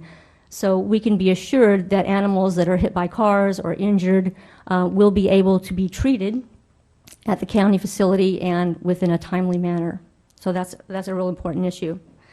Another issue that's kind of important is every animal that comes into the shelter is visible. Sherry, that's your time. Okay, thank you. Thank you, Ms. Moore. Question? Just clarification. You've got printed here final pit bull adoption policies, and number 1, staff is to discourage pit bull adoptions. Terry and Greg and I went through that facility, a very nice facility, the Animal Friends of the Valley, and they do have a new pit bull adoption policy. However, it is more stringent in the way they operate than the county, that's for sure. But they don't start off with saying now that they discourage it. Perhaps they don't encourage it and of course when I went into the county, they had some beautiful pit bulls there. And they are very dangerous animals, because when I got next to the cage of all of them, they almost licked my hand off. So. Thank you, ma'am. Thank you. Do we have any other speakers on this item? No, sir. Anybody else in the audience wish to speak on this item? Hearing none, okay, council, we're amongst ourselves here. Mr. August? Now, when I see Miss Bagwell in the back there, and how are you today? And I want to, Oh, Willa. this is my first assignment as your, what did I volunteer to do tonight? You're on an ad hoc committee I'm on an for ad hoc sheltering committee. services in the city of Menifee. So I've already prepared a report on my Alright. first assignment, and I want to read it. It'll take about 4 minutes. And I want to give you my perception, because Mr. Edgerton, as he suggested, we've been busy on the shelter trail. We're experts in shelters now, since we've been doing it since the beginning of the week. So on Monday, March 17th, Deputy Mayor Wallace Edgerton, and the City of Menifee Animal Coordinator Charlie Willoughby visited Animal Friends of the Valley animal shelter located in Wildemar. The purpose of the visit was to walk and review the facility and determining if it was as a possible replacement facility for the sheltering of Menifee animals that are presently being sheltered at the Ramona Humane Society in San Jacinto. We were hosted by Willa Bagwell and Christine Anderson, who could not have been nicer and more sincere or informative, agreeing that the one and only and top priority of any shelter is to serve, place, and return as many animals to healthy, happy environments as possible. My overall opinion is that Animal Friends of the Valley would be a considerable improvement over what the city is now experiencing with Ramona Humane Society. The affection and the compassion of the entire staff at Animal Friends of the Valley, not to mention the quality, condition, and humaneness of that facility, is very laudable and does radiate and beam throughout that facility. AFV, its leadership with Willa and Christine, and the quality of service they provide has deep roots in the community and has a very reputable history in this area. Area residents can be very proud of their years of dedicated and committed service to this area. Animal Friends of the Valley now serves 5 other cities in the area, and I'm sure a maximum effort is needed to keep up with a growing population of lost, unwanted, uncared for, and any animal finding itself in need of care and humane treatment. Another advantage of ASC, one we hear about in the city frequently, is AFV's location, which is closer and more convenient for residents of Menifee who may be looking for their lost or runaway pet, or maybe be looking to adopt a pet or seeking a variety of other animal-related services. Without a doubt, Animal Friends of the Valley is a wonderful and valued asset to this community. The one negative aspect, and the one I seem to be keying on, is that should the city decide to contract with Animal Friends of the Valley to shelter our animals, there's a very real possibility of overcrowding, which could and more likely would lead to higher euthanization rates, as kennel times would shorten due to limited space, resulting in an adverse impact on the overall goal of Animal Friends of the Valley, to save and prolong the lives of as many animals as possible. Any condition, and that would be one, that would detract from that goal in any way is a conscience-biting thought for me. On March 18th, Deputy Mayor Terry and I toured the new, very elaborate, state-of-the-art county shelter in San Jacinto. It really has all the bells and whistles. Rob Miller, Riverside County Director of Animal Services, Dr. Alan Drusi, and Assistant Director Frank Corvino hosted the walkthrough of the facility, much like we received at Animal Friends of the Valley the day before. I believe, and I'm no expert, that this facility is technically a little more advanced than Animal Friends of the Valley. It is a larger facility, having more space, and definitely at this time offering more kennel availability and thus more kennel time, as they are presently operating, I believe, about half capacity. The county facility at this time does not reflect the warmth, the charm, and the sensitivity that Animal Friends of the Valley has worked very long and hard to create. For the county, that will take some time, but I believe, as we're in agreement, that it should be something they strive for. The county does not provide for the county does provide for the sheltering of larger animals, horses, goats, and other farm animals. And I know, Wilma, that you don't keep them at your shelter, but you probably have a special place for them somewhere else. Should the city decide to contract with the county in San Jacinto, albeit farther away and less convenient, I believe it would decrease the euthanization rate of most impounded animals, giving all the animals a better chance for survival, and in score with the overarching goal, which is the humane treatment of animals that fall into the unfortunate conditions requiring shelter. I believe longer kennel times give the best chance for survival.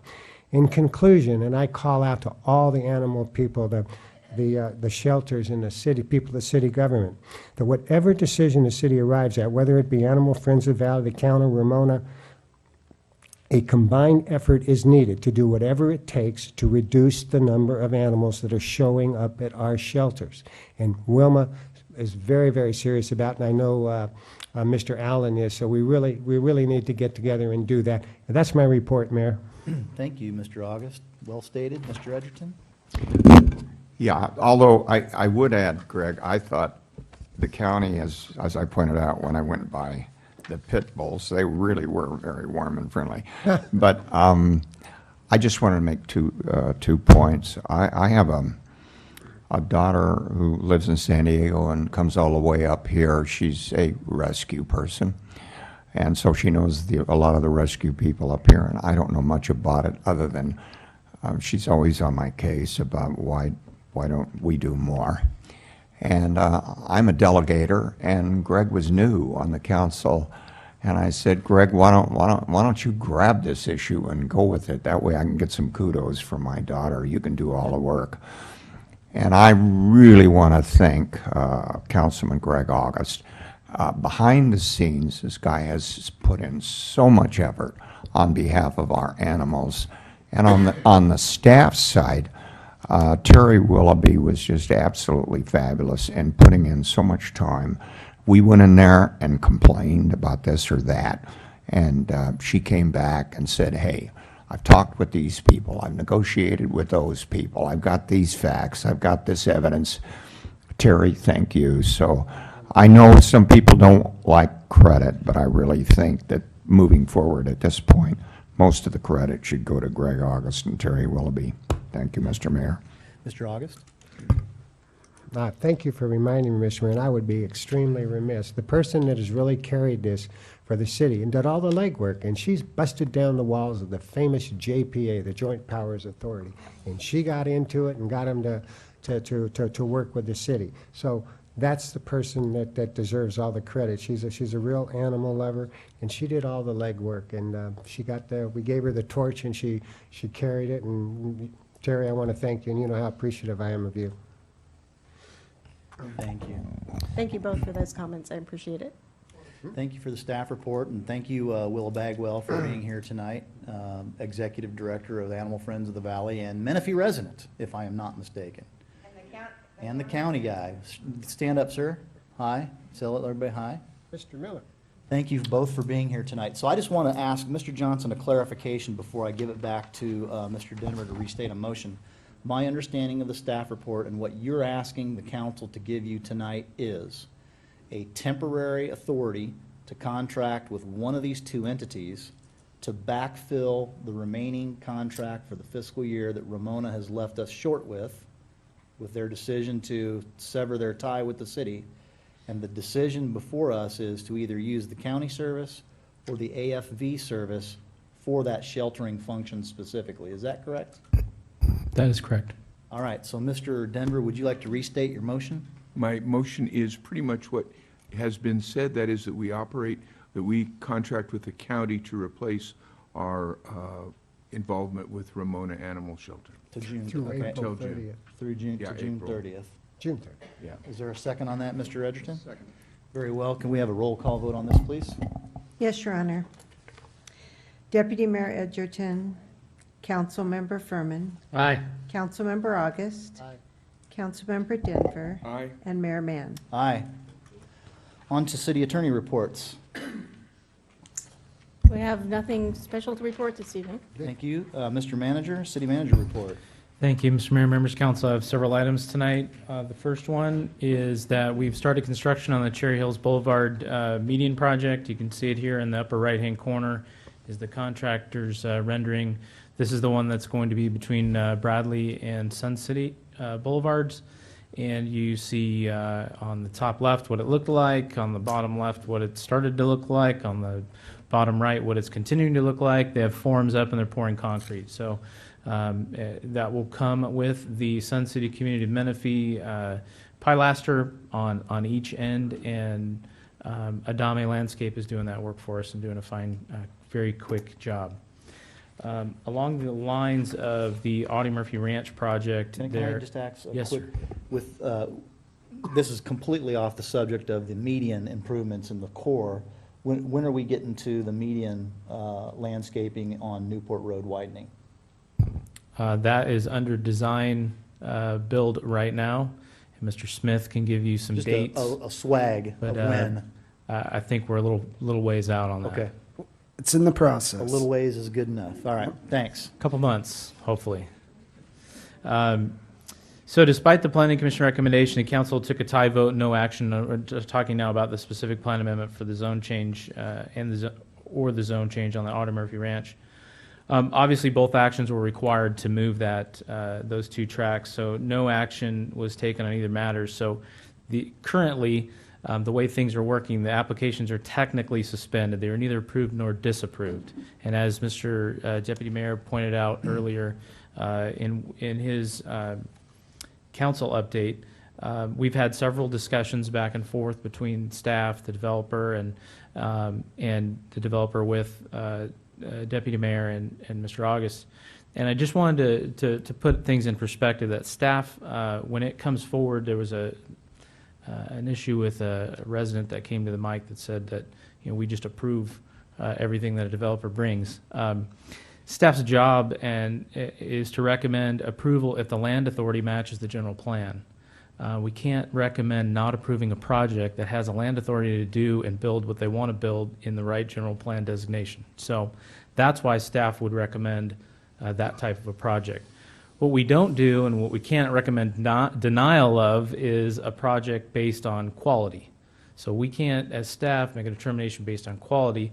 That's where the policy decisions come in. I think we heard all loud and clear what direction you had wanted to take. And when the mayor pointed out that, if you're looking for a general plan amendment or a specific plan amendment on a previously passed project, that's when we can start asking and talking about quality. And I think those are really good statements that you both made. So in that end, the developer has asked to bring the applications back to the city council to get directions as to proposed changes and what those would be. To do that, we need to set a public hearing where I've been in discussions with Mr. Peters and the AMR group. They're going to be doing that. They've, I believe, either have or shortly will be reapplying so that we can go through that process. And I think we're looking at a May 7th date to bring that back for consideration. So I just want to let you know where we were in the process of that. We had talked previously about bringing back the strategic planning workshop. We talked about April 30th because that would be the 5th Tuesday of the month. I wanted to suggest moving that up and holding that workshop on April 2nd, and wanted to get concurrence from council on that much like we did tonight, if we could start around 4 o'clock though for our strategic planning workshop and then stay for council, looking for some direction, or we could plan it again on the April 30th date, which is the 5th Tuesday, and we could do it on a night that doesn't have a council meeting following it. What is the pleasure of the council? The sooner the better. Well, does the new minimum wage law affect us? I'm okay with April 2nd. Anybody else? April 2nd on the reset for the strategic planning workshop. 4 o'clock. 4 o'clock, right here. Perfect. And Thank I think, you. I mean, each one of the council members has given you their thoughts on it. I mean, you have our input. It's just Correct. a matter of really kind of seeing where there's similarities and then prioritizing what those are. Absolutely. Okay, great. And with the addition of Robert Lennox on staff now, he'll add to that strategic planning workshop. Just a couple of more items before I turn it over to Robert. He's going to give you a community services department update, but Public Works has received responses for 2 of the RFPs that we've recently put out, and we're talking about the Holland Road overpass final design and the McCall interchange preliminary design. And I was told today from staff that March 25th here will be interviews for those two panels to choose the design and contractors for those two projects. So we're moving right along with what we were projecting with our 7 infrastructure projects. The DIF study request for proposal that we sent out from finance, that closed last Friday. 5 RFP responses were received, and staff led by Terry and I believe Charles and Robert are going to be on the panel of staff to make a recommendation to bring back to council for the DIF study. Last but certainly not least, welcome Robert Lennox to the dais, and he's going to give you a community services update. A little background while we surely appreciate where Valleywide's coming from and reaching out their hand and supplying us with some information. We weren't able to have our strategic planning workshop, and then we brought forward an issue on community services, and we didn't have our community services director on board yet, and I think it's real important that Robert get the opportunity to share with you some vision that we've talked about for community services and where we're headed specifically for now on the west side, because we do have some contracts coming up and we do have funding. So it's strictly instead of putting some funding out to somebody, we're going to be holding on to that funding, and we're going to be creating our own community services department. So with that, Robert, take over. Well, thank you, City Manager Johnson, and thank you, Mayor Mann and rest of council. It's my honor to address this body for the first time with this update, and hopefully there's a lot of good progress in the alternating council meetings with updates on progress of the department. So tonight, a few of the things that we'll go over just real briefly, sort of an update on what we're doing on a master plan process, a discussion or a presentation on our committees and commissions that are going to be proposed, also progress on our park use ordinance as an addition to the municipal code, activity registration and facility reservations, a host of department policies that will help the department and the city manage the operations, everything from facility maintenance to recreation program in operation. And then last, our short-term timeline for management of the West Side parks to begin as early as July 1. So with that, the first, as I mentioned, and one of the things that I had shared with city manager and the rest of the executive staff was a need to explore and begin the process of a master plan for parks, trails, open space, and recreation, an all-encompassing program that would collect thoughts from the community and do an inventory of all the programs that currently exist, facilities that exist, and determine where our deficiencies are, both in terms of actual physical assets and then programs for the community and by age group. And so the timeline on the screen here is what we're intending to do in terms of posting an RFP as early as tomorrow, when it's ready to go. And then obviously doing some award and council consideration in June. And the process of a master plan can typically take a year, sometimes longer. In this case, we're looking at a pretty progressive schedule, hoping to conclude that between 9 to 12 months. The next piece is committees and commissions. A more immediate goal that we have in mind is to establish by resolution a commission for the Parks, Recreation, and Trails Commission. So our intent is to return to you on April 2nd with a ordinance to establish the Parks, Recreation, and Trails Commission, as well as a couple of resolutions to establish a Youth Advisory Committee and Senior Advisory Committee. The reason why these are so important is because they provide some necessary input into the master plan process, as well as helping guide city leadership, not only the department, but also city council on some of the issues that exist in the community. It's another way for the community to provide feedback.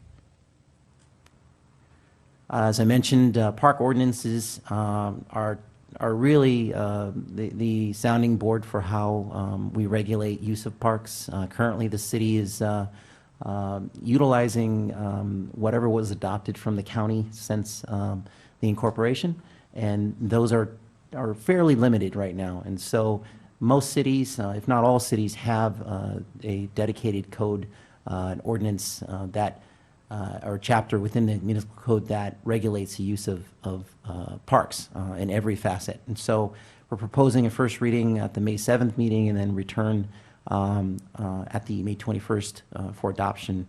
And so if that is approved, then we would also pursue signage in parks to cite those ordinances, and then it would also enable public safety the opportunity to enforce those. And then obviously inform the community on what those rules are. Again, another immediate goal is the implementation of an activity registration and facility reservation system. I've had the pleasure of transitioning this 2 times in 2 previous agencies, and the firm that we've used in the past has been a well-known, well-established company by the name of ActiveNet. And they provide over-the-counter registration and reservation through a web-based software application, which allows customers, residents to pay by cash, check, or credit card for facility reservations or class enrollments, anything that the department is making available to the community. In addition, we could do that with this program, with this application, at City Hall, Ciniceros Center, as well as Lazy Creek as over-the-counter locations. The other component of this that's beneficial, though, is that it allows online registrations. It does not allow an entity to book a facility online, but it does allow them to see the availability, as we typically would want them to come in so we could meet them and get the necessary documentation. In-home or online does allow for credit card payment, which is a definite positive of the system. In order to roll this all out, we are working with content for the Menifee Matters summer edition or summer issue as an activity guide section, which will include a facility map, as well as all of the classes and programs that will be available starting July 1. And so I believe that issue is published in May, and so these programs will be available for residents to start enrolling in mid-May when the system goes live. And then, of course, we'll be working on the city websites, the pages dedicated to community services to update the community on everything that the department offers. Currently, right now, I don't believe there's much in terms of content there, but our goal, again, is in mid-May to have that available and updated. The host of policies that I mentioned, just a few of them. Athletic field use policy, I believe right now with the county, any facilities that are out there are on a first-come, first-served basis, with the exception of some of the centers themselves. The fields are somewhat of a free-for-all, and so our attempt will be to provide some guidance and structure to that. Recreation fee schedule, staff is currently doing a mini fee survey of neighboring communities and agencies with like amenities to see where or what we can recommend for fees for any of the services and facilities. Important for all the new staff that we would intend to bring on would be a personnel policy and procedure manual, especially since we're going to be working with a lot of children, and so we want to make sure staff is prepared for that. Staff cash handling is important since we're going to be taking payment for programs. Facility use applications, all the relevant forms, that's going to be a part of it and working on it right now. And the waivers for those participants as well. And then last is the park development standards and specifications. There's been plenty of discussion regarding developers in the city, and a lot of them are conditioned to build parks that go in tandem with those developments. And so the city, our recommendation is going to be to provide some standards for what those parks should look like and what should be in them.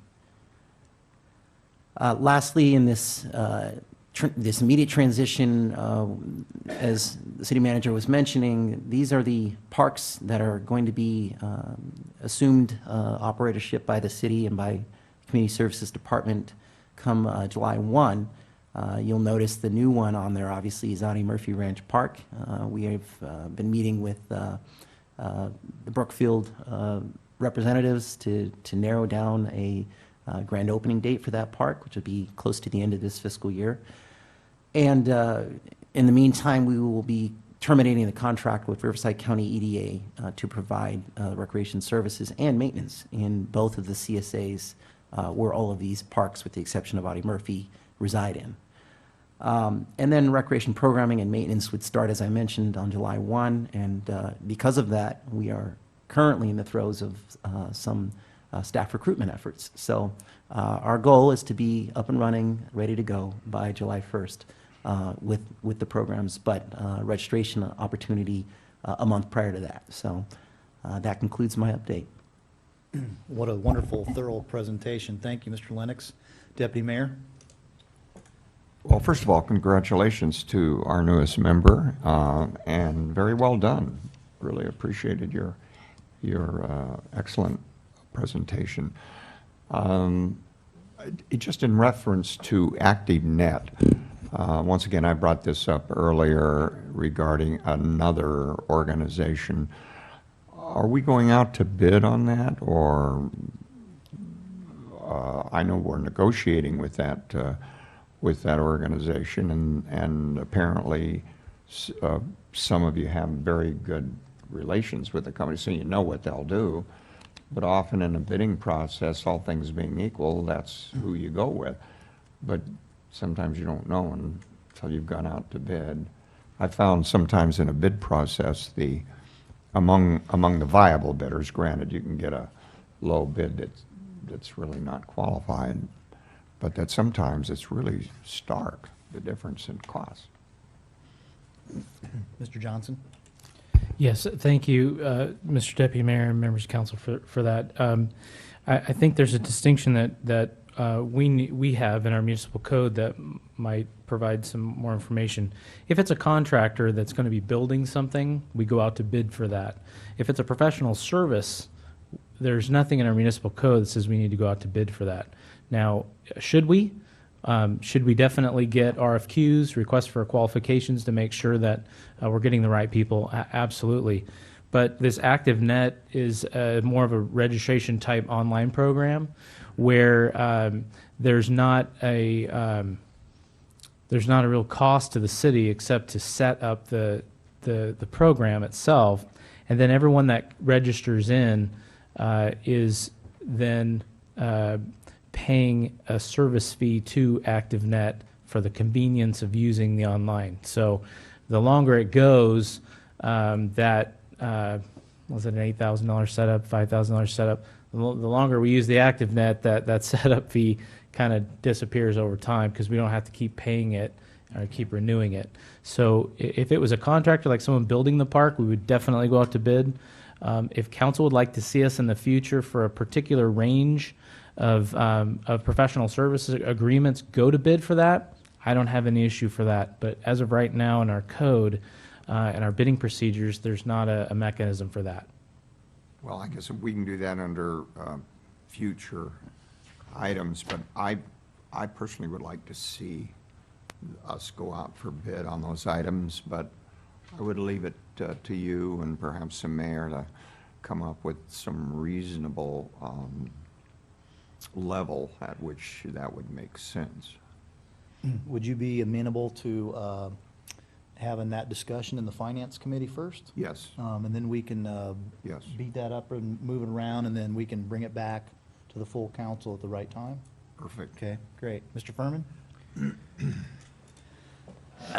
Are we excluding the parks in Quail Valley in your listing here? I don't see Cabian Park.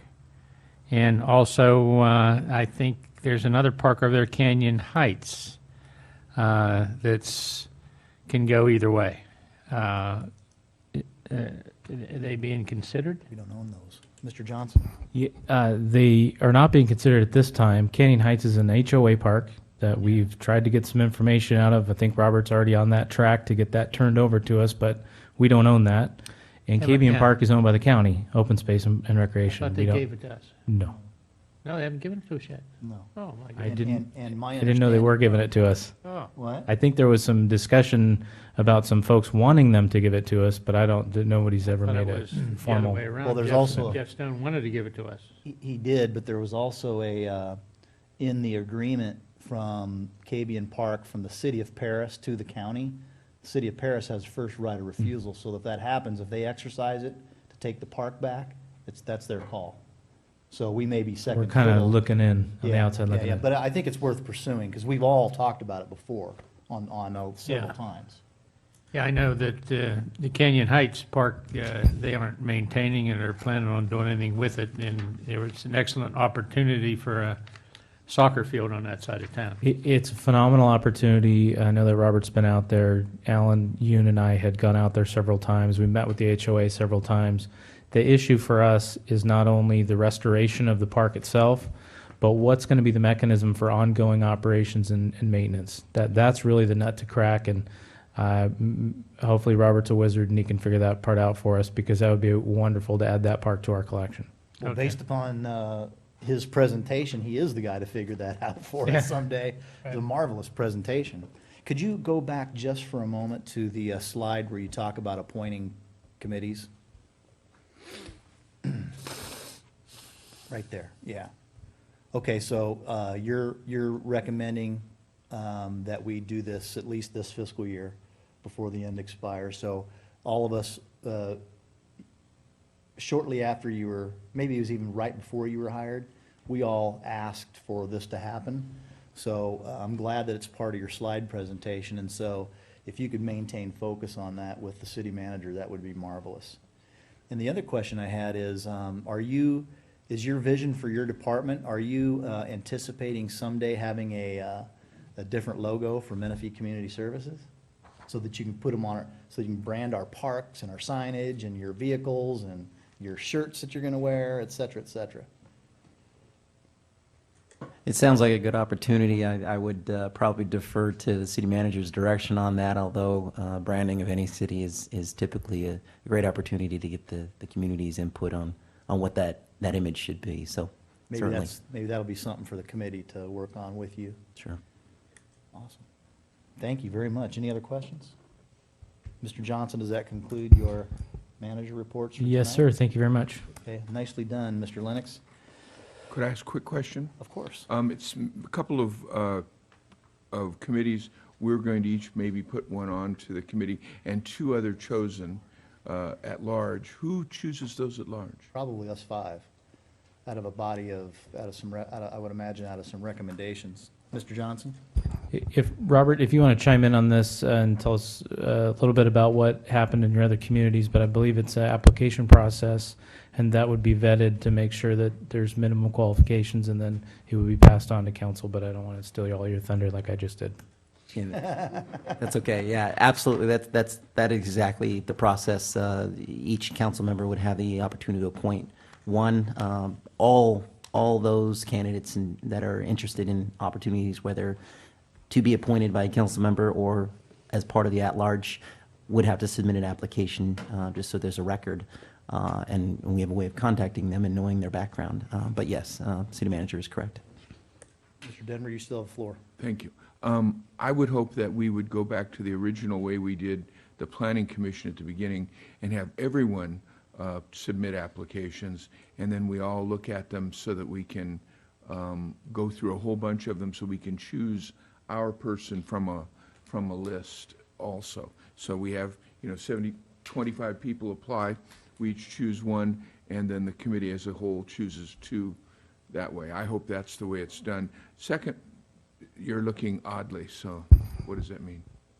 I'm trying to recollect if we just said exactly that, or if it was anything Well, different. He said, you did, and then he said we would each choose one, and then then we'd have Well, a... they would all do an application, they'd all be vetted to make sure that the information is correct, and they would be given to you, and you got it. Then I understand. On the youth one, when those would just be at large, so it's the same way, they'd all apply, and then we would just choose the best 11 or 10 or whatever it is. I understand. Thank you. Mr. Furman?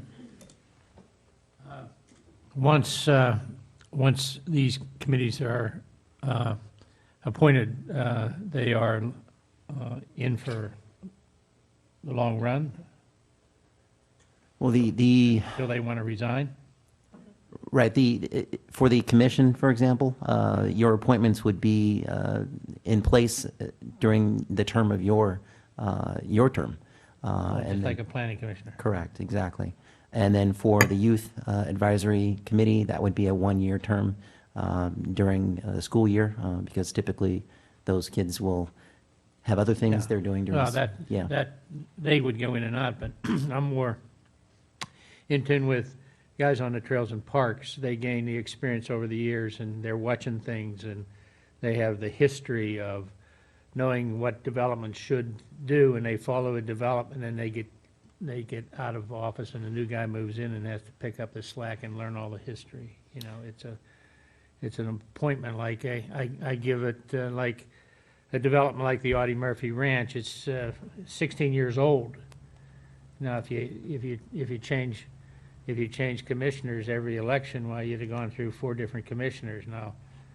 But if one guy knew it all, he'd know what it should be, so to speak.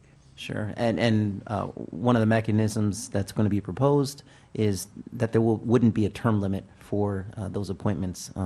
The only time they would change is if council members' seat change. Choose to. Yes. The or new choose council to. member could just keep him on. Correct. Okay. All right. Sounds like we have enough guidance and some clarity, and we shouldn't probably discuss the merits of it anymore till it's presented. But great discussion, great comments. Do we have any future agenda requests from council members? Mr. Furman? Let's knock 2 of those off the future agenda list for next meeting. Okay. Staff, can you knock 2 of these off at your discretion? Sure. Bring it back, keep it moving, keep it going. I do have something. I was, the discussion earlier about you made a comment, Mr. Johnson, about design build, and I failed to mention this during council member comments in the earlier part of the agenda, but I needed to share with staff and the council that the design build process in the state of California right now is somewhat under some jeopardy. If you recall the legislation, you may not have recalled it, but there was a bill, AB 1289, that was passed by the legislature that allowed a design build process for California Highway 91. That morphed into AB 401, which allowed that same process to happen throughout all public transportation projects in the state of California. Well, the Association of Consulting Engineers of California have filed a legal challenge to AB 401, stating that it violates constitutionally Prop 25. So there's all sorts of agencies, Orange County Transportation Authority, RCTC, WRCOG, County Transportation, everybody's paying attention to this lawsuit.